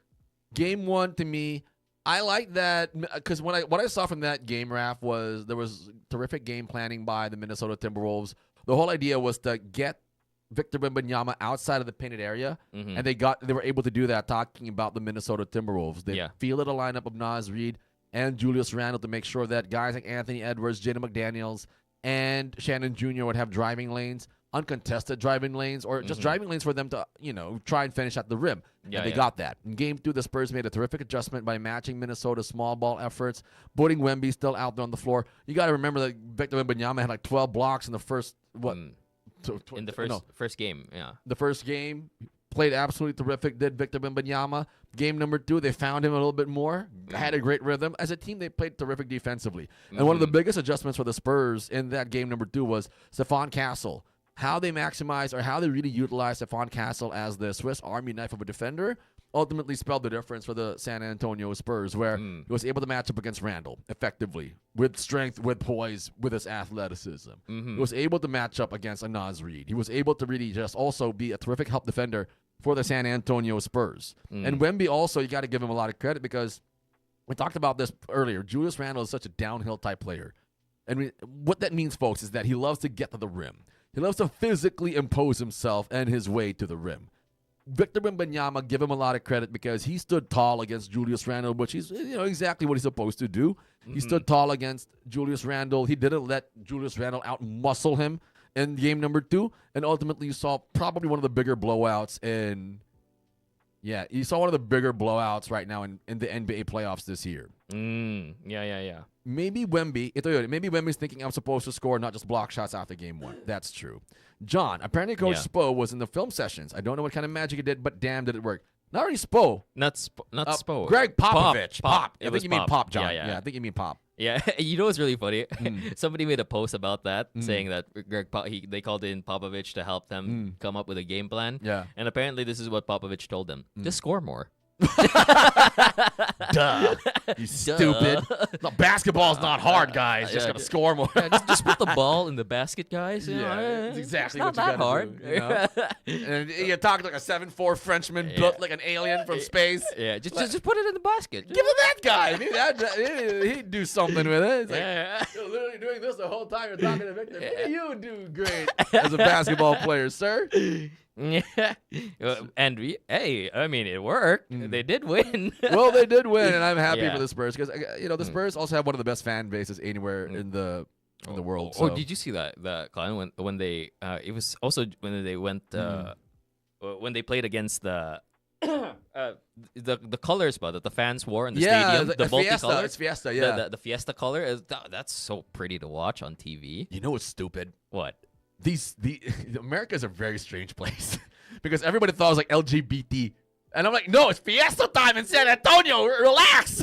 Yeah, they've done this before. Calm down. Calm down, bro. It's not like LGBT. No, it's just Fiesta time. Yeah, I mean, colorful. People have started to associate anything rainbow with LGBT, so I don't blame them for the thought behind it. But come on, guys. Yeah. Let's be reasonable. Let's be reasonable. Don't please. trust misinformation. Yeah. Validate information first. Yeah, there's that too. All right, John, my bad, G, Coach Pop. Bakugo, welcome back. Sup, brother? Welcome to the live. Appreciate you coming back on, talking hoops. Drop me your hottest takes. Here we go. Choco, exactly what we said. Pop was like, go under the rim. He was 8 feet tall. True. Yeah. Bakugo, LAL is such a tease at the half. We all know OKC will win, but still we're hoping for a miracle game. They were there. I mean, we were there. We talked about that in extent. Hi again to everybody behind us in the live session. Just want to make sure that everybody sees what's going on there in the back. What's up? What's up? Welcome to the live. Olim, your mic is not on live stream. I know, Olim. We were trying to set that up earlier, but we couldn't get the other mic to attach to my phone. Yeah. I'll try to get that for the next show, guys. You just got to remind me as well. No, I got you. It was like a very strange morning. But. Yeah. Don't worry, all them. Like when I do my TikTok lives, I normally have like a different mic, and we can probably plug that in probably for the next show. All right, last one, Sixers and Knicks, Raph, because that one was like a little bit of an interesting series, but then all of a sudden it turned into not an interesting series. But credit to the Sixers, they were able to hold their own in game number 2. Not bad of a performance, if you ask me. Yeah, decent. They did well. They stepped up for game 2 really, and unfortunately they came up short. For the Sixers in a series against the Knicks, I think it's. I'm trying to look at it right now. What can they do better? Well, they just need to be able to move bodies on the perimeter because that's a vaunted perimeter defense as well. It's got size, athleticism, it's got skill, length. Yeah, Michaela's freaky long. Yeah, he's like a tarantula long. Small ass head and long ass arms. It's a weird combination, folks. Yeah. Yeah, ito yun. I do believe that the Sixers can win a game or 2. I'm not mad at that after what they showed earlier. Yeah, definitely. I mean, they slapped the Celtics. They figured out the Celtics. So I think if Nick Nurse can come up with a new maybe an adjustment to their game plan, I can definitely see it happening because they kept it really close for game 2. They did. Yeah, compared to the blowout in game 1. They held their own. For sure. I appreciate that. Olim, I love your content. Maybe some of your opinions were not the same as mine, but man, respect. Bro, this is the safe space. Raph and I, like for the Ball Boys on TMC 105.1 and the page on Q Sports, it's the safe space for us to just have fun, great debate, basketball discourse. You're going to run into some dudes on my TikTok where they're going to violently attack you, but hold your ground, hold your own, and I will make sure that we find a defense for whoever is making sense. It's just the best place to have basketball discourse, guys. John says they desperately need Embiid. They do. They do and don't. They do and they don't because what's really interesting is game 1 they got blown out with Embiid. Yeah. Game 2, no Embiid, they kept it close. So they have it in them. It's just. It's a strange dynamic sometimes with their best players. Yeah, that's the thing, right? It was the same thing for the Magic for a while, right? Yeah. Like especially without Paolo throughout most of the regular season. Correct. And then when he comes in, they start playing worse. So people are like, "Yo, what's happening? Is this Magic team just not better without Paolo?" And they made that narrative where because you can't survive a playoff series without your best player, arguably your best offensive player too. Yeah. So again, maybe I think Embiid should be there. I think Embiid also needs to prove where he is such a valuable asset of the team that they need that him being there is an actual big difference maker, right? Yeah, actually, I think you've been pronouncing his name wrong too. Bakugo, that's how you've been pronouncing it. Yeah, it's Bakugo. Oh, Bakugo? Yeah. The anime? Yeah. I don't know. Yeah, Bakugo, you never called me out on it. Why? It's crazy. I've had him on my live like 3 every time I go live. He's like one of my favorite guys out here because he also gives pretty good takes for sure. I think so. Just because of anime profile. So that's what I'm thinking. Yeah. That's what I'm thinking. Bakugo, let me know. Yeah. Let me know. Am I? It's all good. All good. Okay. Hold on. Let me go through the. You want to go through the comments? Go ahead. Yeah. Besides that as well, we have, as Bakugo was saying earlier, Wemby is unreal. He's the type of player we make at 2K before, an absolute cheat code. That's true. I still remember when even like in 2K, people were like, put Giannis in the point guard position. Yeah, and that's enough. Exactly it. That was enough. Exactly it. Exactly. And this one can shoot threes. That's nasty work, bro. That's just nasty work. That's like cheat code stuff. I remember like even in 2K, you can just use Ben Simmons. You can spam him all the damn time. Yeah. Oh, yeah. There's that. Yeah, because the point guard's always smaller, so just post up and ISO and dunk it. Yeah, when he wasn't scared to post up at smaller guards. Yeah. And now he is. Now what happened? What happened up here? It's really that Trae Young incident. It's the past. It was about the dunking. Yeah, he was. That's when it started. Yeah, that's where it started, and people just started clowning him. And for some reason, he decided to listen to the crowd. Yeah. He decided to hear the criticism and then internalize it and then make it reality. Internalize it, yeah. Bro, is that how you take criticism? Apparently, if you're Ben Simmons, it is. It's crazy. Actually, what's really wild is apparently this has been the case for him for a while now. It is. Like apparently this is part of his scouting report. Really? Yeah. Like somebody noted that when Ben Simmons was coming in, his coaches had criticism of him about his attitude. He had an attitude problem. Yeah. That when the going got tough, it looked like he was quitting. Like he would not step up to the moment. And then when they told him that, you need to adjust this, you need to do this, because, it's going to help your game, he wouldn't listen to them. So this has been a problem since he was even in LSU. Student. Yeah, since he was a student. So the unfortunate thing for Ben Simmons is that he was so successful at such a young age, and he carried that success all throughout his career. Yeah. And then he got into the NBA and immediately Rookie of the Year. Yeah. The next LeBron James. Yep. And then as soon as adversity hit him, he was like, you know what? No, I don't need to prove myself. my mental health. That type of thing. But he has a back problem. It's like a never-ending back problem, but I don't know. Yeah, there's that too. Maybe he's scared to get injured. Something to that degree. Who knows? Do you, Olim, he says, do you think the Lakers have a chance, bro? They are furious about the calls earlier. My conclusion is that they do. Yeah, we They have talked a game about it or two. earlier. Yeah. Olim, if you want to check out our takes a bit more, you can head over to our YouTube at Tops Media Center. You can YouTube allows you to backtrack through the live, so you can check out our takes on the Lakers versus Thunder there. And then I think Huge says, I think they need Embiid for games like Game 2 where they badly need a basket in the fourth quarter. Yeah, that's probably where Embiid, especially in the series versus the Celtics, that's especially where he managed to step up. Yep, it's those clutch moments where they needed a basket desperately. He overpowered people, and that was pretty much it. This was something that he wasn't able to do for a long time, by the way. He disappeared in the clutch in a lot of his earlier in a series. Well, playoff runs, rather. If you remember, that infamous picture of him crying, heading into the dugout, that was Game 7 against the Toronto Raptors, right? Yeah. Embiid gets a lot of flack for underperforming, but I just think it's not so much underperforming; it's that Joel Embiid just is injured. It's just a different thing. Like I always want to put proper context in everything I say, guys. So with Joel Embiid, I just always believed that he was injured. It's not so much that he's a choker; it's just he's always injured. Yeah. To add to the comment about our commentary on Ben Simmons, it's John says it's because he dated Kendall Jenner and all shit went downhill. From there. No, I agree. Yeah, it's the Kardashian curse, bro. That is too unironically. Funny, yeah, that's just too funny. As a Celtics, Tetsu says, as a Celtics fan, I hate the Celtics. I feel you, brother. I feel you, man. That watching the past 2 playoff runs have been so frustrating to watch. Yeah. Especially when they were coming in 2024 as the favorites for a repeat. And watching that series versus the Knicks, I was banging my head against the wall. Yeah. I swear, man. I swear. I swear. I'm already done ranting. You're good. Take a deep breath, buddy. All right. That's why I love doing this show, man. I get to see these reactions from Ralph. It's funny. It's funny to see. All right, guys. So, Sixers. All right, let's make a couple of predictions here, Rav. Let's start with the Lakers and the Thunder. Do we see LAL taking game number 3 at home? I think it's still a possibility. Again, one thing I always think about when it comes to game 3s, this is the sucker punch game. This is the game where you've had your trial and error now for 2 games. Yep. And you can come up with a solid plan.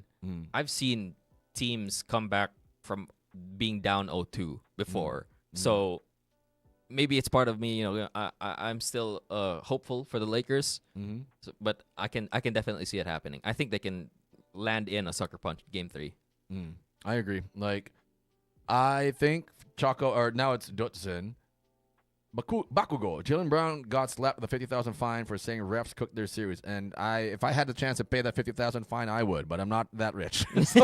No, because I agree a lot with what Jaylen Brown says. Sometimes this flopping nonsense has to stop. Yeah. And we talked about it in great detail earlier, Ralph, where if you have a rule that's supposed to negate flopping, why aren't the referees using it? Why isn't it being enforced? Correct, because we can see it. Everybody watching in the arena, everybody watching at home, except apparently the referees are there on the court with them. So it's very strange. Yeah. So Dotson said, Chaco here, having Joel Embiid next game for Sixers won't change anything. That's that. I think that's a hot take. That's for a sure. pretty good take. I like that. Yeah. I mean, yes or no? What do you think? Again, it's really going to be up to Embiid. I think this season, it's his season to prove the doubters wrong. He's already done that with the Celtics, which have been his Achilles heel for a while now. Yeah. Even when they had them already close to the ground, this was just one more thing to do to knock out the Celtics, and then they choke. Yeah. So this is his season to really prove the doubters wrong. As of right now, I can't rock with it just because of the situation how he's been playing. Yeah. I actually have more faith in Embiid this season than any other season in his career. So I'm thinking that Embiid will be a game changer still for them. I think he would have an impact, but I think the craziest thing, or not really the craziest thing, sorry. I think the thing to consider is, okay, what kind of impact can he have on the Sixers winning? Because Mitchell Robinson and Karl Anthony Towns, they are holding their own against Joel Embiid. And the way they're able to like modify their lineup to make it very versatile on defense and offense. And when I say versatile, I'm talking about their ability to spread the floor, their ability to attack the paint, do those two things consistently. That's where the Sixers have had so many problems because they're not playing the same type of Sixers basketball they were against the Celtics. That's number one. And number two, this is a different team altogether from the Celtics. Yeah. The Celtics take like 50 freaking threes a game. This team will take like maybe 20 at the most, or 25.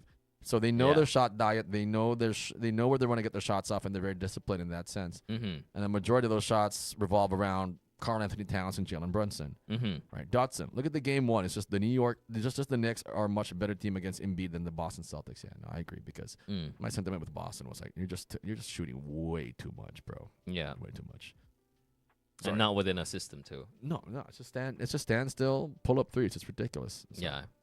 All right. So Embiid will have an impact for sure. Sixers. Let's do Sixers and Knicks. The Sixers win one in Game 3.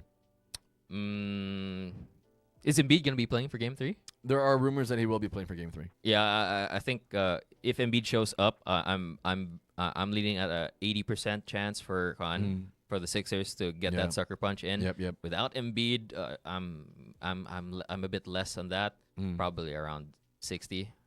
I still think Game 3 is a sucker punch game, so I'm leaning. Yeah. I could see the Sixers winning one, with or without Embiid. I think with Embiid, it's the chances are correct, sporadically higher. Yeah. But I don't.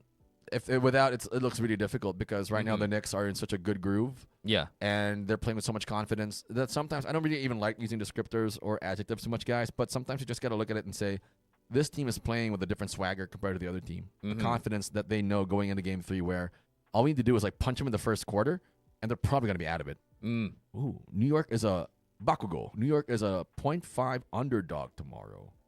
That's interesting. Ooh. That's very interesting. That tells us that the Sixers actually have a chance. Yeah. Talk about Vegas odds at the very least. Yeah, people. I think people will agree with my sentiment on Game 3's Jude. This is really the sucker punch game. This is really your chance to make the series competitive. Yeah. And if you fall short on Game 3, you're pretty much cooked. You're out. Yeah. Well, it's also a desperation game because statistically, the teams that lose game number 3 down 2-0, making it 3-0, they don't win. Yeah, the series exactly. Anymore. Yeah, this is your time to come out with desperation. Correct. So if you can't come out with desperation for Game 3 down 2-0, yeah, just call it a night. Call it a night. Call it a night. All right, let's talk about the other series. San Antonio Mini, do you see Minnesota taking the lead back in the series in game number 3? Well, they did their sucker punch in game 1. Yeah, they threw their sucker punch in game 1, which is really unexpected for me as well. Even though Wemby performed so well defensively, I think there was like one stretch where he got like 3 blocks in one go. Did. Yeah, that was wild. That was wild. It was just like my turn. Nope. Bam. Swat. Swat. My turn. No. Okay. A pass. My turn. No. Yeah. You see that the Phoenix Suns do this all the time. The corner 3. Corner 3. The Peter Griffin one. Yeah. That's so funny. Hold on. Let me holler. Coach Steve. Love your takes, bro. Been watching you, Coach. Thank you so much. I appreciate you 1,000,000%. Welcome to the live, the safest place. I would say the safest place because there's so many violent debate rooms in like the ethos. Yeah, People they go from talking about basketball to talking about your mom to talking about you to talking about your children. Come on, man. Can we keep it 100 about hoops? Yeah. Can we stay focused? Exactly. Yeah. Why is my mom in the conversation, bro? Damn. Why is my performance in the bedroom coming into question now? I just told you my takes. Come on, it's basketball, right? So thank you so much, Coach C. What me and Raph like to achieve is we like to be extremely intellectual about the game. We're like basketball nerds when it comes to this, and our whole goal is to because not a lot in the Philippines are doing this. We want to give everybody about a detailed and intellectual take possible. We thank you guys for tuning into the live. We're going to keep doing this for as long as we possibly can. Well, you don't really age. Like, there's not much physical. There are not a lot of physical requirements to talk. Yeah, for sure. But so we'll be doing this for a long time. Yeah, it's just me. We're thinking about a bunch of other shows, right? Like, yeah. Like the confession booth and all that stuff. Because apparently Rav and I got this really cool thing going on. Like, let me know, guys, if you want us to do that. You know what? I'll do this. Let us know if you want myself and Raph to hold like a confession booth, or we talk to women, we talk and all that stuff. Make it funny. And we could do it. You guys could like interact with us in person as well. Yeah. Because we actually do have especially if we have the other mics in here, we can connect it to this, right? Yeah. And we could talk to people outside. Yeah, we could. We could. Yeah. I'm dead serious. We've done it before. That'd be dope. Like, if somebody passes somebody, hey, stop! I need to know. Are you this? Yeah, we could do that. Correct. All right, hold on. Let me attack the comments real quick. Bakugo, do you think in our lifetime we'll see an 0-3 comeback? I think so. It's not out of the question. It really isn't. It almost happened.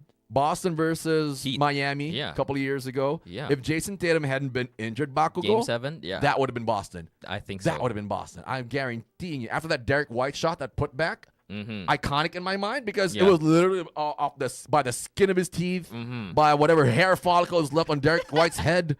He made it. It was like one of the. I remember I was watching that game and I was eating lunch because I was like, all right, well, because they had Drew Holiday and Drew Holiday and Derek White in that team. And I'm a big Drew Holiday guy. And I was like, all right, I'm watching the game.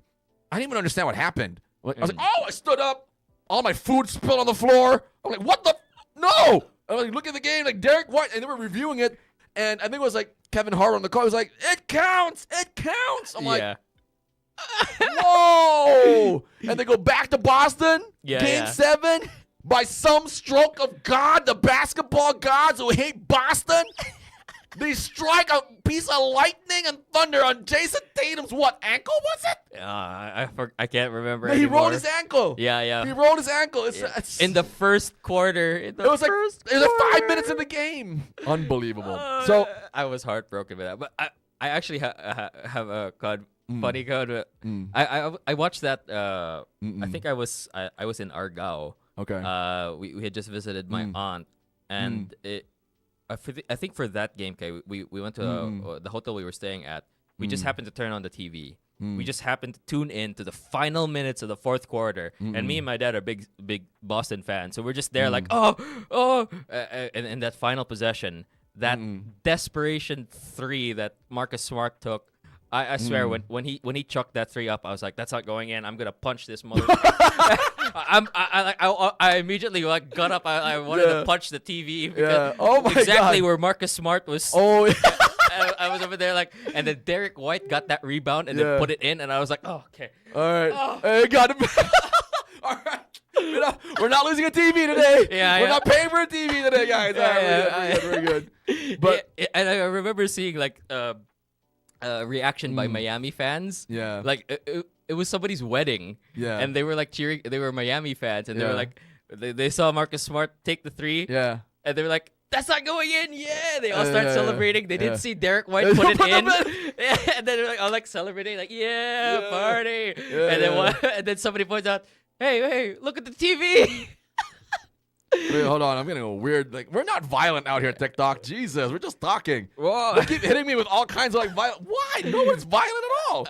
I'm just laughing. I'm laughing now. It's bad. What the hell, man? We're just violently having a good time. Exactly. No, but I think we gotta not even say punch or whatever. Maybe. We're being flagged. Like, I don't know why. I got a restriction now. It's okay. Like the dumbest thing. I wanted to give him a booty bump. Yeah. Reason violent and what? You kidding me right now? Man, they're flagging me for anything and everything. Yeah. Just appeal it. Yeah. I got it. All right, go ahead, Raph. So okay, so where were we again? No, because I got come on, Spurs TikTok. Timberwolves, right? Yeah, no, Spurs Wolves. Remember when Kendrick Perkins said Game 7 against LeBron, he was hoping somehow LBJ gets injured? Yeah, I remember this. Remember when Kendrick Perkins said Game 7 against LeBron, he was hoping somehow LBJ gets injured.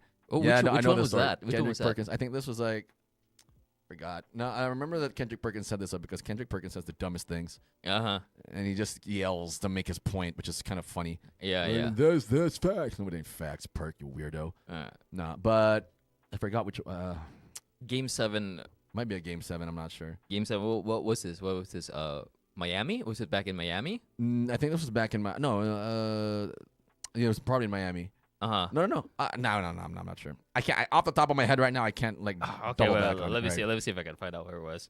Coach C, you think the Lakers would win this series? I think that any team would have a chance, but we got to see how Game 3 pans out. Because I genuinely believe, Coach C, that the Lakers, because of their defensive intensity, how they've been able to lock up Shea, it's just that the other guys have stepped up to the table. The OKC Thunder have. When I say step up to the table, we're talking about like just an immense amount of bench points coming from guys like Jared McCain. AJ Mitchell has stepped up immensely for this team. AC, Dort, they're knocking down shots. And by the way, this is a team with another gear where they have Jalen Williams, J-Dub. He's just on the shelf right now. So the 1998 ref sucks, bro. Yep, that's true. Romelirio, welcome to the live, brother. He's one of our OG guys because I've done GST for like 3 years. Thank you, Romelirio. Bring Niv out here. I want Niv on this live too. Him, Neil, all of that. I want all the Windsor boys out here. All right. Okay. I think I found out what he was talking about. Okay, go ahead. This was back when he played with Boston, and this was the 2008 NBA Eastern Conference semifinals, where he prayed for LeBron James to suffer an injury such as a torn ACL before Game 7. Kendrick Perkins, man. Bro. He's just like that. Yeah. You know, I'm not surprised. I'm not surprised that he made comments such as this. He's been a dick. He's been a dick as a commentator. He's been a dick. I'm not surprised that he was a dick when he was a player. I'm genuinely not surprised, and I'm also not surprised that he's a moron. Yeah, he's a moron as a player too. He's like that. He's like that. Coach C, it happened with the Boston 76ers. Sorry, Dutson. Yeah, they 50-50 against the Wolves. To be honest, Dutson. Damn. Okay. Floopy Fad. Y'all saying LeBum has the worst whistle of any star player. As a LeBum fan, you agree with JJ, right? Floopy Fad. I don't even know if you have a real name or whatnot. But if you're going to go out on a limb and say something, all right, we'll stand on that hill. But yes, LeBron James is one of the worst whistles in the NBA. That's actually true. JJ Redick is true. Floopy Fad, whatever kind of name that's not even a real name. That's not even a real word. Come on, bro. But yeah, no, he has one of the worst whistles, I think. Him and Shaq, for example, are in the same league when you're talking about the worst whistles in the league because they get no calls for being too strong. Where if you're the referee, I remember there's like a deep conversation and analysis about LeBron James and Shaq where they're too overpowering and physical where the referees can't even tell. They're the worst type of people to referee because you can't tell anymore what's a foul and what's not a foul because some guys are grabbing onto them and they're still making the shots. Yeah. And in moments where they're not trying to be too powerful, they're trying to like lightly put it in the rim. They get fouled. They're like, why is there no call? Yeah. The problem is the previous play you did that. We were like, well, we don't know. We're trying to figure it out. But then all of a sudden this play happened. It's the exact same thing. So I get it because it's too hard to ref. I remember a referee told me that LeBron James, Dwayne Wade, they're the hardest guys to referee in the game. And to add to that, Floopy. This is something that happened fairly recently. So I don't know if if you just recently came to the game or not. Yeah. But Boston versus LA. LeBron takes a drive, gets slapped on the arm. Yeah. No call. Right. Boston wins. Yeah. And Patrick Beverley literally brought somebody's camera up to the referee's face to show him the foul. Correct. So yeah, LeBron has you could say he's a flopper for sure, but really it's just him trying to capitalize on what the referees are calling. And unfortunately for him, he doesn't get it that often as most people think. Well, I agree with John. John says that's why he resorted to flopping for a while to get. I mean, you got to get. I remember he even said you got to get it any way you can. You got to get it any way you can. Floopy Fad. Steph Curry left the GC. I'm not saying that LeBron has the worst whistle of all time. I even put one of the worst. One of the worst. And Steph, I agree, has one of the worst whistles. Yeah, he well. does. He does. It's horrible how they're treating terrible. This man. Like, I feel bad for Steph. Like he's getting grabbed. It's literally. I get hit again with TikTok violations, but it's not good with Steph. It's really bad sometimes to watch. Like they're not blowing it for him at all. Huge says the ref there was a Celtics fan, by the way. That would be hilarious if that's true. There was truth to that. There was truth to that. Like he's a big Boston Celtics guy. It came out on Twitter. Oh, really? Yeah, Really? it I was, didn't it know was. that. I didn't know that. That's Yeah. hilarious. Yeah. Bakugo. Well, if you're gonna go there, I'm still mad when Bibby got elbowed by Kobe. I was a big Kings fan back then. I appreciate. Like I also know some of y'all are like deep hoops fans because if you like the Kings, you like the Spurs. Yeah, you were there for one of the best times in the NBA for me. What, the dead ball era? The dead ball era. I was like, this. It's just like, all right, you gotta find a way to get a bucket, man. It's not getting it in this one. Games are ending with like 60 points on 60 both points, teams. Exactly. Not a lot of offense back in the dead ball era, bro. Yeah, it was horrible to watch.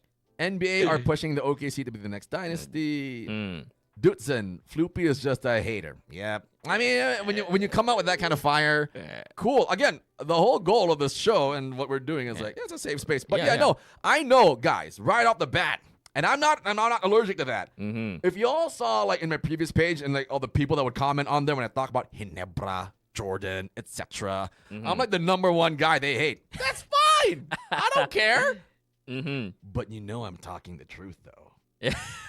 You know that, right? When you hear it, it's hard. That's why I piss a lot of people off. But to the guys out there, when we talk opinions, when we talk facts, when we talk like real great basketball discourse, I enjoy it. You enjoy it. We have a great time because we're talking the deep parts about basketball that not a lot of people want to touch.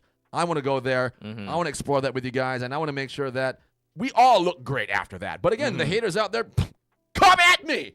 Come at me. I ain't scared. I ain't ducking nothing. I don't do that. That's not what I'm about. Y'all know me and Raph, we rock with that. We even had this idea, right? Put me in the middle of that giant area. We just put our topics out there. We have people bum rush or bull rush the table. Yeah, we make it like Jubilee style. Oh yeah, fight me. We could. Yeah. Literally, just that's the segment. It's gonna be called "Fight Me." Yeah, just fight me for your opinion, right? Yeah.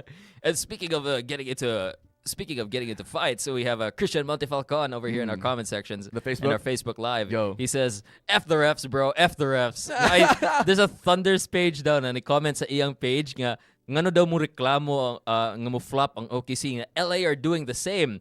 So they know that their team are flopping and they're okay with it. Yeah. And the level of magnitude that the Thunder are getting those calls is insane. I agree with the magnitude thing. It's wild. They get away with so much. And in reality, for the Lakers, I can see the game plan. You can see what JJ Redick is trying to do. The defensive approach has logic. The effort is there. The fight is there. The Lakers are not being blown out because they are clueless. They are losing because they are undermanned, sloppy. Sloppy in key stretches and not executing long enough. They cannot lose focus, Jude. One complaint, one hesitation, one delayed defensive rotation, 1 second of frustration. That is already a 5-0 run for the Thunder. Blink twice, it becomes 8-0 for the Thunder. Yeah. The Lakers should stop focusing on the refs and just play. Agreed. Probably another thing that people were really frustrated about with the Lakers in the regular season as well, with Luka Doncic and LeBron on the floor at the same time, it would feel like there were certain stretches where they were taking turns complaining to the ref. Yeah. Like Luka on offense goes for a move, no call, no foul. He goes to the ref. He's like, They get out in the break. They score transition, and then they come back. The Lakers come back for offense. Yep. This time it's LeBron. He goes in for a move, no call, no foul. He immediately goes to the refs, and then they get out on transition again. Yeah. So this is something that people were pointing out already in the regular season. The Lakers should really stop complaining to the refs. If there's agree. no call, get back on defense. Yeah. Especially if the team is like better than you. Yeah. And the Thunder are better than the Lakers. And they're faster than you. You need to lock in. Correct. No call. Get back. Get on back. the transition. I agree. All right, a couple of funny ones here. This guy with a really, really long. Welcome to the live. 00028920373. Hey, somebody forgot to change their username, man. You know you can change your username, right? I'm helping you out, brother. Jordan the GOAT. Nah.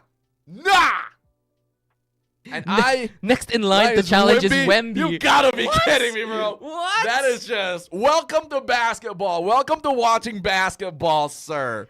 I can go on a full 5-hour rant, 5-hour monologue on why LeBron James is the GOAT. Now, I don't even like LeBron that much, but when people ask me for my opinion, I can guarantee you I can change anybody's mind. I can shut anybody up. Because when we talk about logic, we talk about facts, we talk about stats, we talk about all these different components that people would consistently use to describe the GOAT, I can guarantee you, I can tell you it's LeBron James. But hey, come at me with all you got. I can definitely change your mind. I can definitely flip the script on you easy. I do this. I was a time in my life, Raph, where I would have a burner account and fight people online for this. I don't know. I was bored. Like, I was just gonna fight people. I'm used to the heat. All right. No, huge. This was. I'll tell you the why. I'll tell you the why of the Caballero situation. Right. We're gonna shift to the local scene now. All right, talk go, about go. Alex and Caballero now. So, because we're done with the NBA, really quick review of the picks. So, Lakers game 3, possibly. Yeah. Good chance. Sixers game 3, possibly. Good chance that they're gonna pick that one up. Especially with Embiid. Correct, with Embiid back. Good chance that they pick that one up, guys. And then we have the Pistons and the Cavs. I'm not confident. I'm not confident either. All right, we're going to go Pistons. This might be a sweep. It might be a sweep. You might be right. I don't think the James Harden, Donovan Mitchell thing is a good thing for them. Yeah. Though we did see that they have a great option too in James Harden. James Harden's just not stepping up to the plate the way we expected a James Harden to step up to the plate would. Yeah, you can agree on he that? needs Okay. to. Is it too late in his career to develop off-ball game? Probably. No, it is. Probably. To me. Yeah. So I mean, it's a conscious effort thing. yeah, it is. So But- if he puts in the effort, maybe. Maybe. But I don't think so though. But not this season. No. Not this season. And the fourth Spurs, Wolves. yeah, I'm in favor of the Spurs. How many do you got? 5, 6? Because they won one in game 1. Yeah. I'll say Spurs in 6, and the Wolves might take game 3. And then No, we're gonna see that I had balance. it in 5. I had it in 5. In 5. Yeah. I'll go Spurs in 6. I think the Minnesota Timberwolves have a haymaker in them in game 3, especially that they know what they took away in game 1. They did what they're supposed to do. Yeah. If we really want to psychologically pan it out Mhm. for the Minnesota Timberwolves, you got game 1. You're good. Move on to the next. Yeah. All right. Let's talk about this Caballero situation because people are online were debating is it a travel or is it not. So it's a very tiny detail, but Caballero's left foot hit the ground first, and that is a travel. If you ask me though, objectively, I didn't think it was a travel. I think that he kind of did. It's so. You ask any referee, kasi huge. They'll say that it was a travel because of that little foot hitting the ground first. And then he hop step. It was like a perfect hop step too. But when they teach you how to hop, you kind of need to land on both feet. That's the dumb thing about that rule, right? So you can't go hop and same foot land, even if it's like for a second, like that. They'll call it travel. So if the question is it a travel or not? By virtue of the call, it is a travel. By virtue of the concept, because of that little detail, I want to say it's not a travel, but it kind of was a travel. And I get why Caballero was pissed because it looked like it wasn't. But again, I'm just basing it off of the rule book graph. So like you hop off of one foot. You take 2 steps. Like you got to take those 2 solid steps. Boom, and then you go for a layup. But what Caballero did was like hop step off of one foot, and then his left foot by like maybe a second landed first before his right. So it looked clean, live, and fast. But then when you look at the replay, and that ref must have had really good eyes because like boop, boop, like literally boop, boop. It's like if he had like a voice pad or like a beat pad, boop, boop, it was like that. Yeah, so you could tell it was like a travel. So that'd be my answer to that question. It was a travel based on the rules. I'm not making up the rules. You asked me a question, I'm just answering it. So I'm actually trying to find a replay of it. I can't seem to find it. Nick Caballero travel. You can go to Nick Caballero's page. Look that up. 000. Ano fearless forecast mo for FEU Tamaraos now that Cabs Cabonillas opted to stay at home? I think the FEU Tamaraos heading into next season. I don't know. Educate me a little bit because I know that Cabs Cabonillas is staying at home, but I don't know if it's like for college in the UAAP or high school. Let me know. But if it's for college, they're looking really good. I think they're keeping a lot of that young core. I think that FEU, especially under the tutelage of Mike Reyes now, former Southwestern University Cobras head coach, Safi champion. He's already managed to flip the high school program. It's only a matter of time before he manages to flip the college program as well into an actual title contender. You have the league MVP and John Ray Pasaol in the UAAP. They're looking good, but I think they're like a big... Because Kanate for me has been great.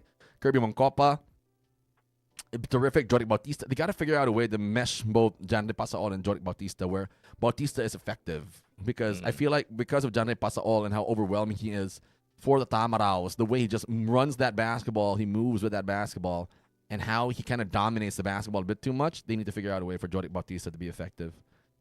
Bakugo. Because now OG Hinebra fans are not ball heads anymore. It's a cult devotion. That's so true. You Hinebra fans are weird people. So, again, that Scotty Thompson thing was like so indicative to me about how weird you guys are.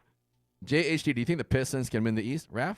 We think so, yeah? I think we think they can win. Pistons can gun. I think the biggest problem I have with the Pistons, it's still the Cade Cunningham show on offense, and I think the Knicks are gonna show up better on defense. I think they can show up just as good on defense as the Orlando did, and I don't think their offense is gonna stagnate the way that Orlando's offense did. So I think the Knicks have a really good shot of making it out the East this year. Yeah. And New York will burn for this. Knicks fans are so wild, bro. Man, they're like, scary. You saw J.R. Smith getting mobbed? I did see that. Bro, I felt so bad for J. Y'all saw the J.R. Smith video, guys? Where he got mobbed by Knicks fans, and J.R. was like, he was regretting it. Like, he could say, like, bro, stop. And they were, like, shoving him to the ground. Oh, wow. I was like, yo. When was this? This was the other day. Oh, wow. After the Knicks game. Yo, legit. Like, I was like, what the? Calm down. Yeah, shout out kay Anki Boss MJ over here at our Facebook Live. And wow, I did not know that they were doing that. What I do know that they like to do after they win a playoff series, They riot in New York. Like, can you imagine if they make it to the NBA Finals? They would set fire to the whole country, man. The city would disappear before they get to play Game 1. If they win the Eastern Conference Finals, it's over for the rest of the United States, man. It's over. But everybody talking about that hop step. Dotson, I think, was a hop step, though. JHD, not a Knicks watch from quadruple O. Huge. Watch the replay and watch the left foot. Yeah, no, that's what I'm trying. I'm not trying to, like, deep dive into the Nick Cabanero situation, but it's the rule book. It's if you're asking me, real time, I thought it was good. But when they slow-mo the Nick Cabanero play, huge, his left foot, again, it was like, boop, boop, boop. It's almost like that. It was super fast. So, again, if you're watching it live, you're like, oh, no, that's not a travel. But then when you watch the replay, that little second, it was like a microsecond almost. Like, it landed first, then his right foot, and the ref was like, nope, travel. And yeah, that's pretty much. Yeah, I can see where they're coming from. That is the ruling on that. Yeah. It should be 2-foot landing, right? It should be 2-foot landing. Yeah. So, Flu, PFAT, LeBron is a stat sheet stuffer. So is Michael Jordan. I mean, what are you even doing playing for the Wizards if you're not stat stuffing, bro? I'm just saying. Bars, right? LeBron, again, we can debate. I'd be happy to debate. Yeah, I mean, what's wrong with being a stat stuffer? Yeah, I mean, Jordan did it all the time. Yeah, I mean, there's a whole bunch of players who are stat stuffers. I mean, but yeah, if you want to really go bar for bar with like the GOATs, Jordan was a great stats. You just didn't want to convince yourself that he was. But when you shoot that many shots intentionally, the way Jordan did, in like some games where it was like 11 for 35, or like, oh my God, what the hell? What are you doing? Like, you're not even passing the ball, bro. Yeah, come on now. Ever heard of a teammate, MJ? you have one of the best small forwards of all time in Scottie Pippen, right? All right, JHD, they lost. That's it. They're undermanned. Don't expect them to win without the refs. Dotson, winner. Wolves will win game 4. I'm just trying to. Yeah. Mount Moreno. Hey, what's up, Mount? Welcome to the live, buddy. Wait, Dotson. What are you thinking about Game 4, bro? We're still gonna be in Game 3. Yeah, we gotta get. Are the Wolves gonna win Game 3, bro? Yeah. What do you think, Dotson? Let me know, Dotson. Yeah, if you think they're gonna win Game 3. Huge. Just wanted to hear others' opinions about it. That's why I'm asked. That's why I asked. I'm confused. Thanks. Yeah, no, huge. Again, this is the best place for you to talk hoops. Let out your whatever inquiries you have for sure. We got you. All right. Knicks fans also seen harassing a fan wearing a Philadelphia jersey after game 1. I think they're dangerous. I really think they're dangerous. They're scary. Just wild. Like, unironically, the New York Police Department really needs to do something about that. I think this behavior is really unacceptable now.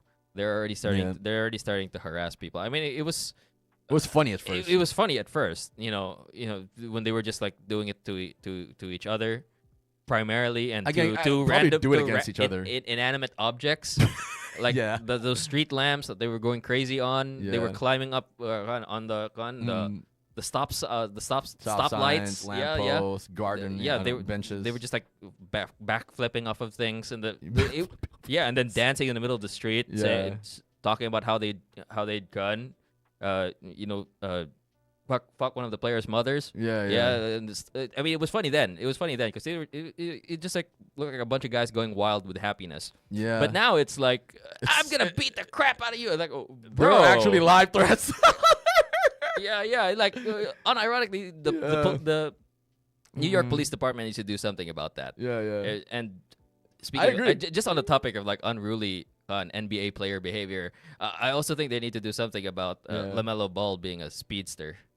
I heard about that. Yeah, he's not a Yeah. good driver. Yeah, he's not only is a horrible driver, he's already gotten into an accident and he didn't Correct. bother to apologize for it. Yeah, no, he's grown up his whole life with an ego. Yeah. So yeah. I think something needs to and humble him. unfortunately, his father feeds his ego, I For think. sure. And did you know? Apparently, the Bam. Remember, he unfortunately injured Bam Adebayo, Yeah. and then he said that he would reach out and apologize. He never did. He never did. He never did. He never did. He's a bit of a dick. Yeah, He's a bit of a dick. I think he's a major dick. Not guys, he's spoiled. Yeah. He's grown up his whole life thinking that nobody can really tell him what to do. His dad is definitely an enabler of that behavior for sure. Yeah. And the city of Charlotte is enabling his behavior too because they don't go They and call do him out. anything about him. No. They haven't fined him. They haven't taken away his license, even though he crashed into somebody, Right. almost, ending somebody's life. Correct. They should take away his license. They should do something about that. That's dangerous. Yeah, And just because he's like a LaMelo star Ball? player for your Not even a star. basketball team. I mean, he's a star, but sure. He's a star player for your basketball team. You want to let him get away with Mm. almost ending someone's life? Mm. Do something. Hello. Wait, so hold on. Bakugo. Raf, not condoning, but I was there in 2019, Raptors Celeb. It's really a different energy on the court. Everyone feels. Bakugo, are you in Canada? Oh. That's dope, though. Yeah, yo, That's dope. crazy. Not Hold on. condoning, but I was there in 2019 Raptors Celeb. It's a really different energy on the court. Well, yeah, I mean, it's not about we're not talking about necessarily the Knicks like celebrating on the court, brother. We're talking about it when they take the celebration out to the streets and they start destroying the streets. Yeah, no, they've been doing That's the that. problem with the Knicks. They've been doing it ever since the Knicks got back into the playoffs. Yeah. And it was funny when you saw those videos online. They're literally just like dancing. They're getting sturdy. They're those little kids who are talking about how they'd beat the crap out of Embiid. it was like just like this tiny child just being like, "I'll fuck you up, bro." Yeah. Knicks fans, man. We talked about I think Bakugo. We talked about certain Yeah. fans, the fans being cultish. Yeah. This is like the cult getting pissed off. Yeah, scary. this is the cult. Not even pissed off. This is the cult getting Happy and high. then beating you up. It's like There's too many endorphin energy. Or what do you call that? There's too much cortisol, whatever. Yeah. No, cortisol is stress. Right, no, the reverse, endorphins. Yeah, endorphins, okay, there's too much endorphins, endorphins. yeah. All right. The Bueno, Raptors represent a whole ass nation too. Yeah, that is true. another thing, right? I think they have the support of an entire Yeah. nation over there. So Wait, John's saying that's just fat, but that's true though. I remember. Yes, sir. Toronto Game 7. Yo, shout out to everybody in Canada. Shout out to everybody in Canada. Bakugo. Toronto Game 7 street celebration. How was it? How was it? Was it that crazy? Because I remember the Raptors in their earlier series against the Cavs. They still had the We the North panel outside. And it was Yeah. thousands and thousands of people watching the game on the Yeah. street. Yeah. That's crazy fandom, man. I love that. I love these little franchises. It's a fantastic fandom, and Yeah. unfortunately for them, when LeBron was there, he didn't just own Toronto. He felt like he owned Canada. Yeah. Well, LeBronto. Persona non grata, LeBron James. You can't go into Damn. Canada, bro. They'll get you. I'm loving the comments section right now, but it's cool that we got that little tidbit from Bakugo. Yeah. Right? I mean, it is something, right? Once your team, you get on that high, like, oh yeah, we're gonna win. But Yeah. then again, there's also the different ways that fans react to the wins, Yeah. and even the different ways that fans react to the loss. I know for a fact that there have been a lot of fandoms that have been gracious in defeat, Yeah. and basically, I still remember when I think it was, oh gosh, who were the Boston Celtics about to lose to? This happened in the 80s, I believe, and then they were just like, they already accepted the loss, and then they started chanting for them, for the enemy team, and they were just then they were just like, yeah, just beat LA, bro. That's all we want out of you guys. Yeah. Just beat LA. And that was the chant throughout the whole building because Right. they knew they lost. Yeah. And then there's also the fandoms that, it gets wild, but they only keep it in the building. Yeah. As soon as they get out, it's like, okay, we're good. Yeah, like we got rid of all that weird energy. Yeah, we got that energy out. It's fine now. It's fine. There. Like you can do whatever you want with it. You know. Yeah. All right. Bakugo is saying it's called Jurassic Park, but yeah, that Kawhi bounce made the whole city crazy. Nah, that's. Oh yeah, I can imagine. Like Yeah. just even like watching it for the TV, you're just like, Oh, oh, it went in! yeah. That's nuts, man. Yeah. I would love to be somehow in that environment one day. Mm-hmm. Yeah. And Bakugo, congrats to you, man. That's like one of those experiences that people can't even pay for because it just has to happen in the moment when it does. Yeah. Right? Speaking of the Raptors, who's the greatest Raptor of all time, Lowry or Vince? Lowry is in the conversation? Yeah, he's in the convo. DeMar DeRozan, Vince Carter, Kyle Lowry, and Chris Bosh for a time. And then you got to consider Kawhi Leonard because he got you a championship. So. Yeah, there's that. But he it was was only only there for one year. season. So it's like, Kawhi Leonard yes, to me. and then no at the same time? No. Yeah, I'll say this, guys. Kawhi Leonard to me is one of the greatest fakes of NBA history. I hate him. He got so much praise because he goes out on the court. He does all this great stuff. Mm-hmm. And then he wants to take like a little break, a long break.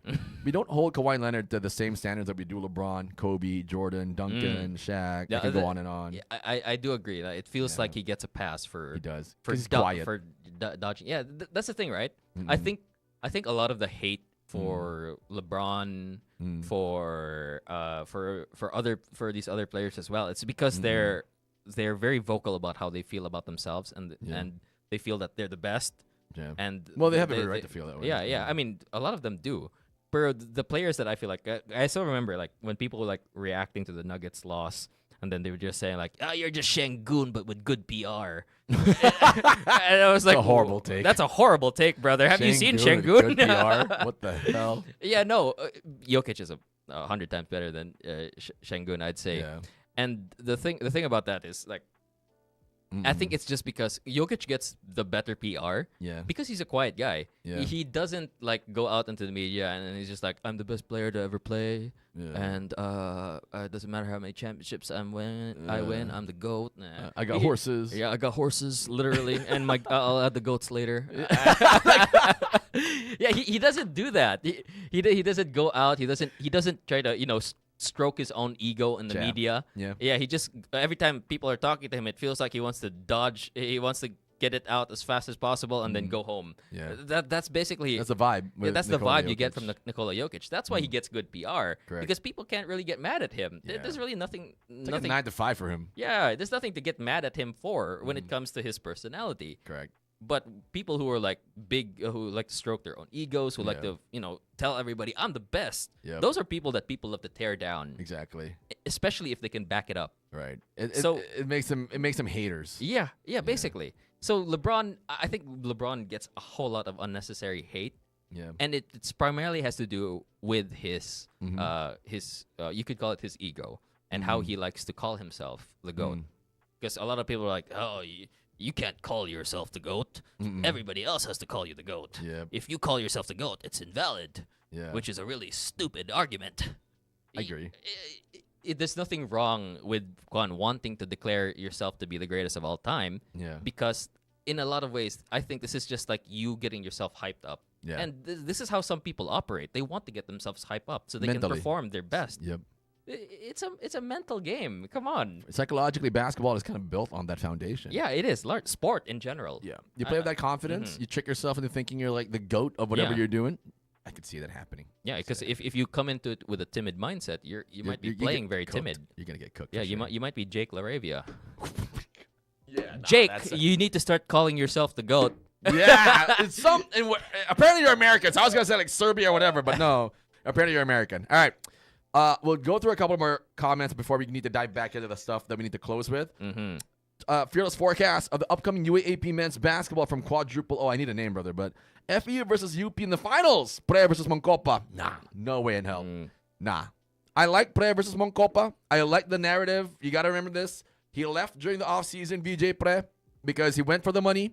We can all agree. But he did, in my mind, knowing what I know, VJ Pre did it for the right reasons, guys. And finals featuring FEU, they would have to go up against Ateneo. They'd have to take out DLSU. They'd have to take out NU, Adamson. I don't see it. They'd also have to take out a USD team that's kind of rebuilding, but they're always competing year in and year out. So, and they always have the best recruits, talking about those teams. So, are they a Final Four team this year, projectively? I don't even want to jump that gun yet. I kind of need to see a lot more from all the preseason tournaments. But UP, DLSU, definitely, they're looking really, really good with the lineup that they have, because it's like James Bayo saying on UP. Oh, no, yeah, UP, you have Ganny Stevenson on that team. They're really good. They're really good. And Ray Mokes is still on that team, guys. And then you add a VJ Pre. And it's just UP great. DLSU, no more Mike Phillips, but you still have a lot of great guys on there. Like Jacob Cortez is still leading the charge. Mason Amos is still on that team. And they got a bunch of really good recruits as well to, help flank the DLSU cause for next year. Ateneo, one of y'all talked about the Davao recruits. I think Batarbonia and those guys will be great. Kiefer Alas on this team makes them such a threat to be back in the Final Four. And I think that we'll see Ateneo in the Final Four. If I'm not mistaken, yeah, they'll be back in the Final Four this year. I'm kind of fairly confident that they will be there. All right, let's keep going down the comment section, guys. Thank you so much for participating today. Comment section is blowing up. I don't even know which ones to read anymore, because me and Raph have talked about every one of your comments. It's been so funny, some of them. Huge says Goat Laravia equals Goat Escandor. Oh, no! No, Huge! No! No! I don't even want to comment on that. I'm not going to touch that, bro. No. People say that about LeBron, but praise Kobe's Mamba mentality. What are we talking about here? Raps are kind of established when he arrived. That could be true, though. Have you heard the rumors that Kawhi's uncle? Yeah, that actually won a Pulitzer from the guy who reported it. Yeah. You saw that? He won a Pulitzer. Yeah, that whole that situation about the backdoor fake, dealings. the fake company. The fake tree planting thing. Yeah. He never planted a tree. Yeah, that's Effing crazy. Kawhi Leonard. All you had to do was plant a tree. See, you bum. That's seriously crazy, though. The fact that he got like a backdoor deal to basically say, I'm only gonna play this number of games. Yeah. That's wild. That's wild as hell, man. That they'd even think about accepting a deal like that. It's like crazy to me. The funny thing is, as it's unfolding, correct me on this story, but what I know now is the company was created by Steve Ballmer so that they could give Kawhi the benefit that it was looking for, which was being pressed for by his uncle. Because I think they were trying to evade the salary cap or the luxury tax. So it's like tax evasion, but it's like a poor version because somebody found it. And if this was like a great execution of tax evasion, they would not have found it. All right. Yeah, and there was something that somebody said earlier as well, that something about Kawhi not even here. It was ito yun. When he went to the Clippers, he got nowhere, plus all those load management stuff. Yeah, that's the thing, right, with Kawhi Leonard's legacy. Yeah. I think after he won when he went on that championship run with the Raptors, people were like really high on him. But like after that, what has Kawhi really achieved? Nothing, really, nothing. Like he blew a 3-1 lead. He did when he was on the Clippers. And he had Paul George there. Like, and against a Nuggets team that I don't think anybody expected them to come back down 3-1. No, they didn't. Versus the Clippers. I mean, they just did the series before that versus the Jazz. Yeah. But they were like, it's just Donovan Mitchell.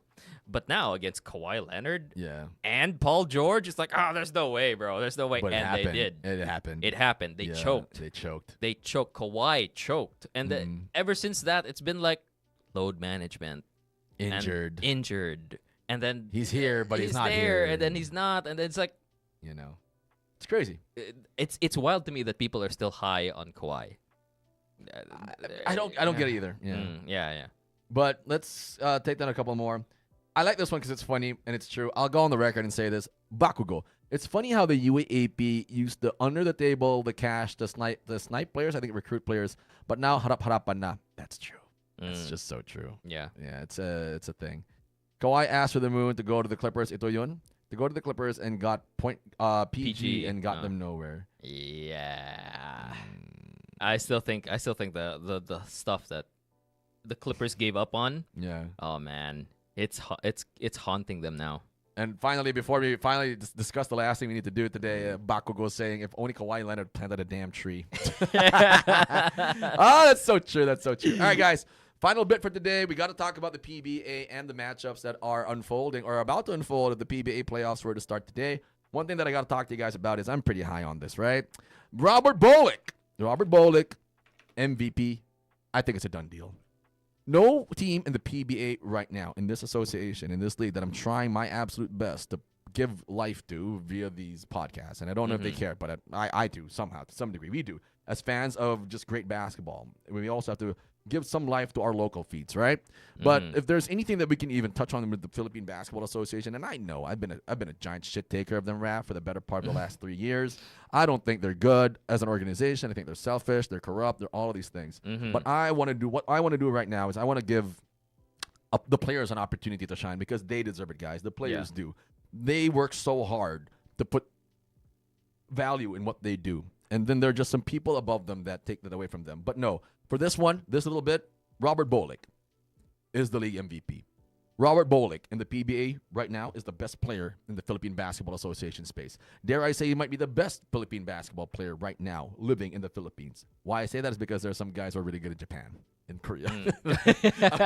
I'm making sure you know what I'm saying. I'm trying to say. All right. Robert Bolick deserves to be MVP, and if he does not win MVP, we riot. If they give it to Junmar again for like the 12th, 15th, 20th time, we riot. Yeah. We go on the street, we go to Congress, we go to Senate, we escalate. No, it's Robert Bolick's time to win. And it'd be robbery. I can't say it because again, TikTok will flag me. They're like the police right now. They're watching my content for all the wrong reasons. They're like nitpicking my mistakes. Yeah, but we riot, Raph. Yeah, I mean, I don't think there's any genuine case for a Junmar MVP. Well, he's going 19 and 14. San Miguel, but NLEX is number one in the standings. Yeah. All in favor for Bolick to be named MVP. Let me pull out a poll. How do I put out a poll, guys? All right.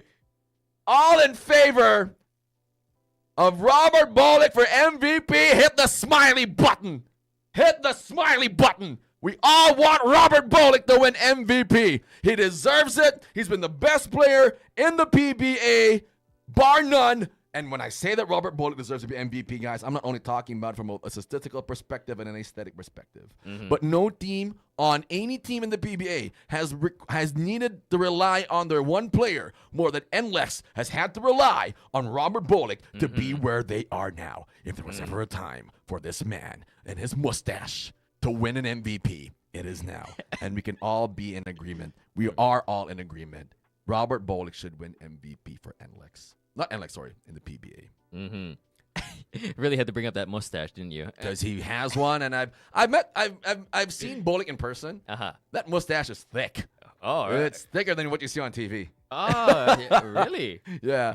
And everybody agrees. Nobody disagreeing. NLEX has no business being the number 1 seed. John, that's the whole point. That's the whole point. These are the Road Warriors. They are one of the most trash teams in the PBA. They're horrible.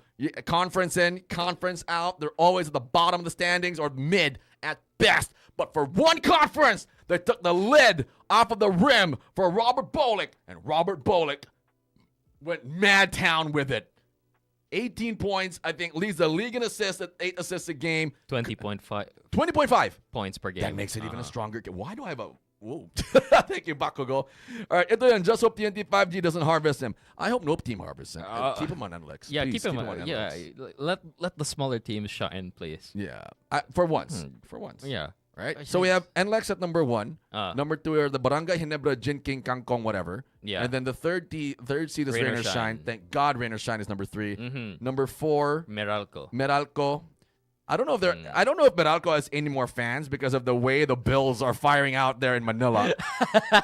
Do you blame them?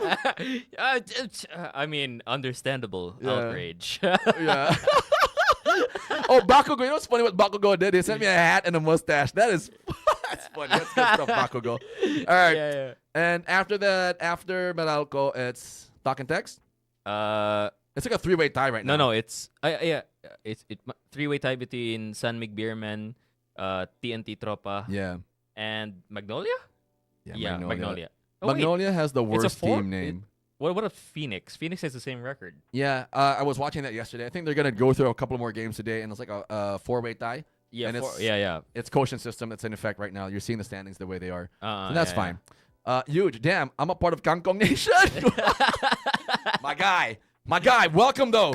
Welcome to the live where I can appreciate you. I can talk to you. You're now the de facto ambassador for Barangay Ginebra fans. Because I've had to hell to deal with y'all in my TikToks, man.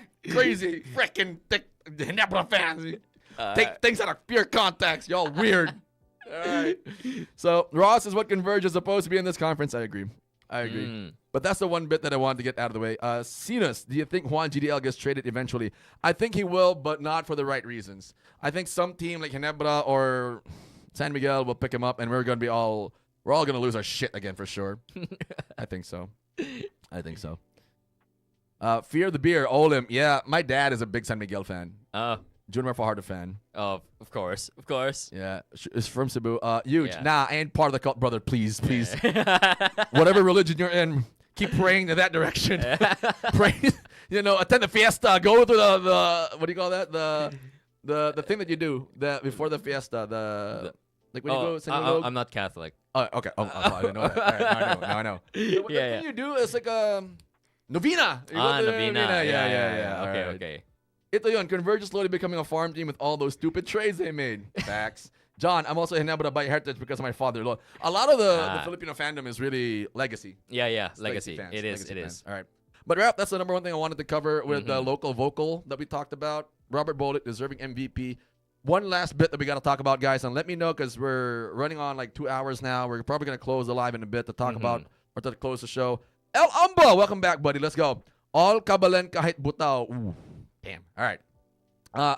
Projections. We have NLEX at number 1, projected that they will go up against the Phoenix Field Masters. That one, it looks a bit too easy for them. If that is the matchup, NLEX moving on to the next round. They're going to be moving on to the final 4 in the semi. Second seeded Barangay Ginebra versus, I believe, I was looking at this earlier. I just can't remember all of it, guys. Let me know. Help me out in the comments. Let me know. So 2-7 would look, how would that look? Ginebra versus 2-7. Templados, right? Magnolia? It might be Meralco. All right. Okay, if it holds. Yeah, ito yun. I'm going to get through that in a bit. I kind of just want to say NLEX. Most like Mags. Wait. Mags CNT? Where's the... Mags. I'm trying to see that. No, they're saying it's Magnolia. I'm thinking it's Magnolia too. 2-7 is Magnolia and Ginebra. Magnolia Ginebra? Yeah, most likely. As it stands, and given that how the rest of the week will pan out, most likely to be Magnolia, right? So that's just Magnolia. Easy Ginebra. That and because they have 3 other guys to help them out in the court outside of their 5. This PBA website fucking sucks, man. I'm trying to nothing. I can't get nothing out of this page. Every stat that I have to try and pull up, I have to go to Wikipedia. That's just facts. It's my experience. I don't know, but let me know. All right. So ito yun. My fearless forecast would go. NLEX is through easy. Ginebra is through easy. Rain or Shine and who's the 4th seed again? Meralco currently. They have hell to deal with because those are wild cards in TNT and San Miguel that they got to go through. And those are 2 veteran squads. The most dangerous team there is Stock and Text because Bull can put up a big night. Yeah. As he's shown. So that's going to be tough, right? It's whether or not like they can get out of the slump that they're currently in, right? Yeah. Well, their slump is not that significant. I just think that if you're Trot Reyes, this is a coaching moment that'll probably be a heavy definition of you for quite some time. It's because if you can't figure it out, TNT versus San Miguel with boat right. Damn. San Miguel. Bull can put up like a 50-point game. It might not be enough because the rest of the players, I don't think they're feeling being in dunker spots right now. I really don't. I really don't think they're feeling it. And that's unfortunate because Bull has been so good for Talk and Text this whole year. So if that's a matchup, if it go Talk and Text San Miguel, boy, that's an epic first round. That's a very good first round. And it's a first round where you can't say my luto o ganyan kasi both teams have money. Both teams have power behind them. Pangilinan and Ramon Ang. It's a pretty powerful group there. Olin, we talked about it earlier. A lot of the locals are not contributing. I would say not because of intent, but because everything is so unfamiliar to them in the system. It's too bowl, hero bowl. Basically, they're letting him just save us, ball. And that's pretty much it. Like nobody else is like really stepping up. Yes, Correct. nobody else is really stepping up. It looks pretty rough for them right now, and it really just might have to do with like they're being put in a position they're not familiar with, and they don't know what to do. It is. Again, it's uncomfortable when you're Arpagoy and you're in the dunker spot. It's just not where you're supposed to be. You're not a 4. You've never been a 4. The last time you're probably a 4 was like you're playing 5-on-5 and you're like 15 years old when you were the tallest guy on your team. That was probably the last time. Cena's TNT SMB is actually great because we get rid of one. Yes! Haven't we all been fed up of the SMC and MVP semifinals? Finally, that's correct. We get rid of one. There's a rumor Monzon to TNT. If Joshua Monzon moves to TNT, that's going to be one of the most garbage trades you'll ever see. It's going to be garbage. Like Joshua Monzon, great talent, electrifying in transition, athletic. I don't know if he's black or not. He looks like he's black, but it's going to be unfortunate if he goes to Talk and Text. They're just hard. And then they trade him for like a bag of chips or something. Huge. How about Rain or Shine? Rain or Shine versus... I think we have Rain or Shine versus... You good? Oh, yeah. I am. We have a comment. Okay, I just realized we have a comment over at our YouTube live. It's one of It's a wall? No. It's, what do you call this? Kuya Magic, one of Kuya Magic's fans. Oh, go ahead. Yeah. Kira 2020. Bakit wala kang update tungkol sa mga TikTok mashup? So yeah, Kuya Magic has been rather busy with his life at the moment, so he hasn't been able to do any of his TikTok mashups recently. But I'm sure if he finds a way to make more time, he'll get to that. Thank you for checking out our live, Kira. Sorry, I got from Dat81. Just curious, bro. Who are you talking with? For a while, you probably thought I was talking to myself. Yo. This is Raph. This is Raph. Dat81. Yeah. There What's you up? go. I'm What's Raph good? Chavez. Yeah. Check us out over at TMC 105.1 if you want to see the setup, because all you're seeing right now is Jaff and his. I gotta flip the camera every time to find Raph, guys. Yeah, basically. It's been a great show. It's been so much fun talking to y'all. And Raph and I, we had this discussion like about what was it, like last month or no, like just about a couple of weeks ago, right?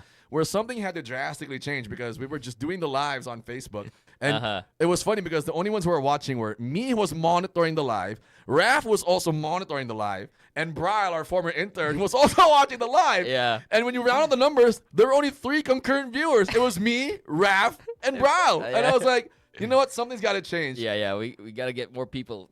And we decided to go on TikTok. I told Raph, like, you know what? I got a bunch of hardcore OG, super hardcore hoop heads on Q Sports and Media. Let me see if they love to chat. We did it once. I got hooked onto it because I love talking to all of you guys. And it's just been every episode now. I look forward to this every week because we get to talk to them on the show, on the radio show. We'll get a better mic to be plugged into my phone next week, Raph. I will remind Raph to do that. Just make sure your phone is fully charged by the time it gets here, because we're gonna need to plug that in. Nah, right now it's like 91%. I have to charge it again and stuff. Right? But I'll go through a couple more comments before we finally close. How about Rain or Shine? Huge. I want Rain or Shine to win. I think Raph and I wouldn't want Rain or Shine to win. Yeah, and, I wouldn't be mad. Yeah. El Umba, I computed scenarios. Most likely 1 NLEX, 8 SMB. Wow. 2 Rain or Shine, Talk and Text, Meralco Phoenix, Hinebra Magnolia. That context. Boy, that makes it challenging. Are you sure, El Umba? That's gonna can you imagine NLEX versus San Miguel? That makes it so different now. I'm not gonna lie. You think San Mig's gonna be able to put up a fight? I think they forced that to a do or die if that's the case, and NLEX might get off by the skin of their teeth. It's gonna be close, and because you're talking, you can't count out Junmar Fajardo and his ability to be an impact player in the paint for San Miguel. The fact that he's been in the league for this long and he's still putting up the numbers that he does is a testament to just how good he is. Yeah. You add a Benny Boatwright, who's also a wild card, and all of a sudden you got chaos to deal with for NLEX, who are simply operating on the back of Robert Bolick and Katie Lalaine. So, the matchup is Rain or Shine and Talk and Text. Wow. This is it's difficult now to evaluate because those are bad matchups for the top seed. Because Bull can put up a massive night. Yeah. I mean, really, I think it's gonna be a matchup nightmare for anybody who gets matchup against Bull, basically. Yeah. But it's really all about, I mean, the slump right now that they're in. You know, if you can, I think you just need to take a look at the games that they're losing and see what's working for other teams, or if you're one of the teams that beat them, what worked well for you, and then just try to recreate it. I mean, the data's there, and it's not theoretical. Yeah. We've seen it happen, so it might be a matchup nightmare in that sense that, he's just, superhuman compared to everybody else in terms of size. Right. But we can win. You can. It can happen. It has happened, actually. And it has happened. Correct. So it's not impossible, but it's just a very shaky matchup, Yeah. In do or die situations, the theory in basketball will hold where if you have the best player on your team, you have a chance to win. Yeah, just give the ball to him, let him work. Let him work, and the defense will do its job. And if you get a couple of players contributing as well for Talking Text, let's say it's a low-scoring game, and you're unable to plug ball, you might Talking Text might just come out of this. Yeah, basically. All right, Meralco Phoenix and then Ginebra Magnolia. Boy, those matchups are crazy. But if this holds at Lumba, Meralco Ginebra. Our final four is NLEX, Rain or Shine, Meralco, Ginebra. If that holds, I got NLEX in the finals. Wouldn't it be amazing if we get NLEX and Rain or Shine in the finals? I'd watch. I would 1,000% watch. I'm not gonna. I would fly to Manila and watch just to be. For that. Yeah, no, just to prove the point that if the PBA were somehow to give us a chance to watch something different, the fans would go. I would go. I wouldn't do it because I want to watch. I'd do it just to prove the point. To really double down. Can we agree on that, guys? Can we agree on that? Let me put out one more poll. Can we agree on that? Because I'm enjoying the poll and how do I make it custom? All right, got it. Vote. Each viewer can vote once by tapping on their favorite option. Okay, start. How do I put out the questions? you gave out the question already. Just put out the poll. No. People. The question was, when do you prefer to see me live again? God damn it! That's not what I wanted to ask. Wait, let me end. Don't answer that question. All right, nobody answered that question. All right, never mind. I'm not gonna do a poll. All right, last couple of questions. Ito yun. Let's make a get-together that happens or a watch party. Yes, I like that. Mabibilao kan whoever guard ball. Yeah, the psychological effect of ball is apparent. Gene Sarmiento, welcome to the live. Gabuntin versus Johnson again. Ooh, yep, the last time they fought. Gene Sarmiento, SGA the best player in the world now? No. I think it might still be Jokic if we're talking about individuality. Yeah. I mean, really for the longest time, people were like really doubting Jokic and doubting the numbers, but it's really on his on the it was really JJ Redick who was like his biggest advocate when he was like going for his third and fourth MVP. I think also his second MVP. Yeah. He was talking about the advanced stats. And if you look at the advanced stats, Jokic made his team the number one offense on the court when he's on the court. Yep. And when he's off the court, they're the worst. they look like ass. They are probably legitimate ass. They are just legitimately ass. So every time Jokic is on the court, that team is a legitimate team. Yeah. If he's off the court, they're not. They're not. So just because of that alone, Jokic is probably still very much the best player in the NBA. I can rock with that idea, Rev. All right. Bakugo, that being said, what's your skeds, bro? So, for TMC 105.1, the Ball Boys, if you want to listen to it better, because, again, I'm just doing this on my phone, and then we're going to get the improved mic. Yeah. So, we're on every 1 p.m. on Fridays. That's consistent. That's been the case every week for the past month. And like I said, we're going to keep doing this to entertain you guys as much as possible because Raph is a hoop head. I'm a hoop head. You guys are hoop heads. We love talking basketball. This is the best, safest place to have all kinds of fun discourse on basketball and debate and all that. So, yep, Bakugo, we're trying to work on other platforms like Spot. I've been wanting to get on Spotify for a while. Yeah, we'll talk to you. We'll update you on that because we're waiting on our terrestrial at the moment. We got a update recently that we're looking hopeful to get everything online by this month, Jude, because we got confirmation, Jude. It's gonna be arriving in Cebu. I think the date that was given to us was I got it earlier. It was like May 10 and then 10. May 13. Yeah, and then it's gonna be up here in Tops by 13, and then we should be working to install it immediately because the guys who are gonna be installing it, they're just waiting on standby. They've literally been phoning us like, "Oh, is it here now? Is it here now? Is it here now?" Unfortunately, it's been taking a while to get everything from Manila to here, and you know how it is, customs. Right. Oh God! All right, here we go. Yeah. So there's also this is a good suggestion because as we're closing, John, make a Discord server and go live there. Oh yeah. Is that good, John? How good is that? How good is Discord. Discord? I've been thinking about Discord, Twitch, streaming. Yeah, that's another thing, right? That's another more for aspect. gamers though. Is it? Or currently it is because that's the reputation it built up. Yeah. But I think it's decent.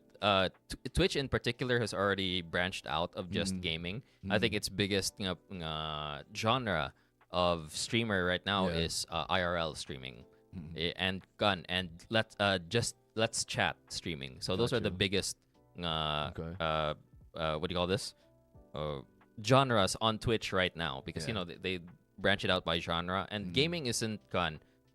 I guess another reason for that as well is because their gaming genres are bracketed on games. So it's just chat at the very top with like hundreds and thousands of people constantly there on live. And then everything else is bracketed down to types of different video games. So you have your League of Legends, your Dota 2, your CS:GO, your what's really popping right now? Roblox. Yeah, basically that's why just chatting is like the biggest. Yeah. Because it's just chatting. Everything else is bracketed down to the video game that you play, that you follow. So video games is still the biggest probably, but just chat is now the biggest genre on Twitch. Got you. So they're saying, Bakugo is saying, and Discord is a little bit lenient in terms of watch parties that you could stream. I might look into that. Discord could be. We can talk about Discord after the show. We could probably look into that. I think our biggest hurdle with that is multi-streaming. Yeah, because we want to make it viable for not just one platform. That's the thing there. Got you. All right. A couple more things before we go off air. Ito yun. Perkins take. I remember I watched that when JJ Reddick called him out for it, and Perk was like, "It's just bugs." He was like talking, and he's just yelling. I'm like, bro, just because you're yelling, it doesn't make it factual, bro. Jesus. All right. So, will there be live streams here on TikTok or YouTube? Yes, this live stream is available on the TMC 105.1 live stream and on YouTube as well. Again, if you want to hear like the more audio enhanced version, because right now the mics, they're directly connected to all the stuff here in the station. You can listen to it there. And of course, if you just want to stay on this stream where I'm doing it live on TikTok, why not, by all means. But yeah, you can also listen to it there, guys. And we are again on every Friday, 1 p.m. Jaff, Raph for the Ball Boys. I'm going to look for like a couple more comments here. Discord, again, is very lenient in terms of watch parties. And Dat81 with a very nice compliment for Raph. I feel like you need to include him and make him and make our pod's name the 4-4 pod. So I have the 4-3 podcast with Javi Palanya, shout out to you. Darwish Baderi, shout out to you as well.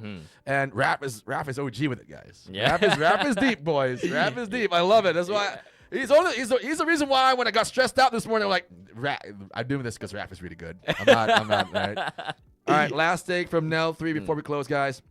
I don't know why JJ keeps playing Jake LaBombia. My God, wordplay. Then Connect and Thiero. He's literally just doing cardio. Lamau. All right. Yeah. Raph, it's been a great show. Final thoughts before, and I'm going to flip the camera so that everybody knows I'm not talking to myself. Go ahead, Raph. Yeah. Final thoughts. So final thoughts coming in for the second round of the playoffs. I think this one is looking a lot less chaotic compared to the first round. The first round, we had our upsets there as well, but this time around, it feels like more solid. I think the top teams have a huge advantage over the lower teams. I'm still hopeful for the Lakers in their matchup.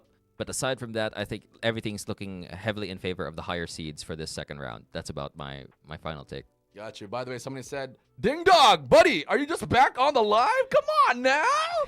Come on, Ding Dog. You're my guy, bro. Come on now. All right. He said, solid Arcane shirt, broski. That's a good shirt. Yeah. Yep. Solid. League of Legends. I'm a league player, too. Let's get it. All right. Guys, from my end here for the Ball Boys, every Friday, 1 p.m. This show, by the way, is brought to you by Windsor. Win big with Windsor. Win from within. We're on every Friday, 1 p.m. Final thoughts.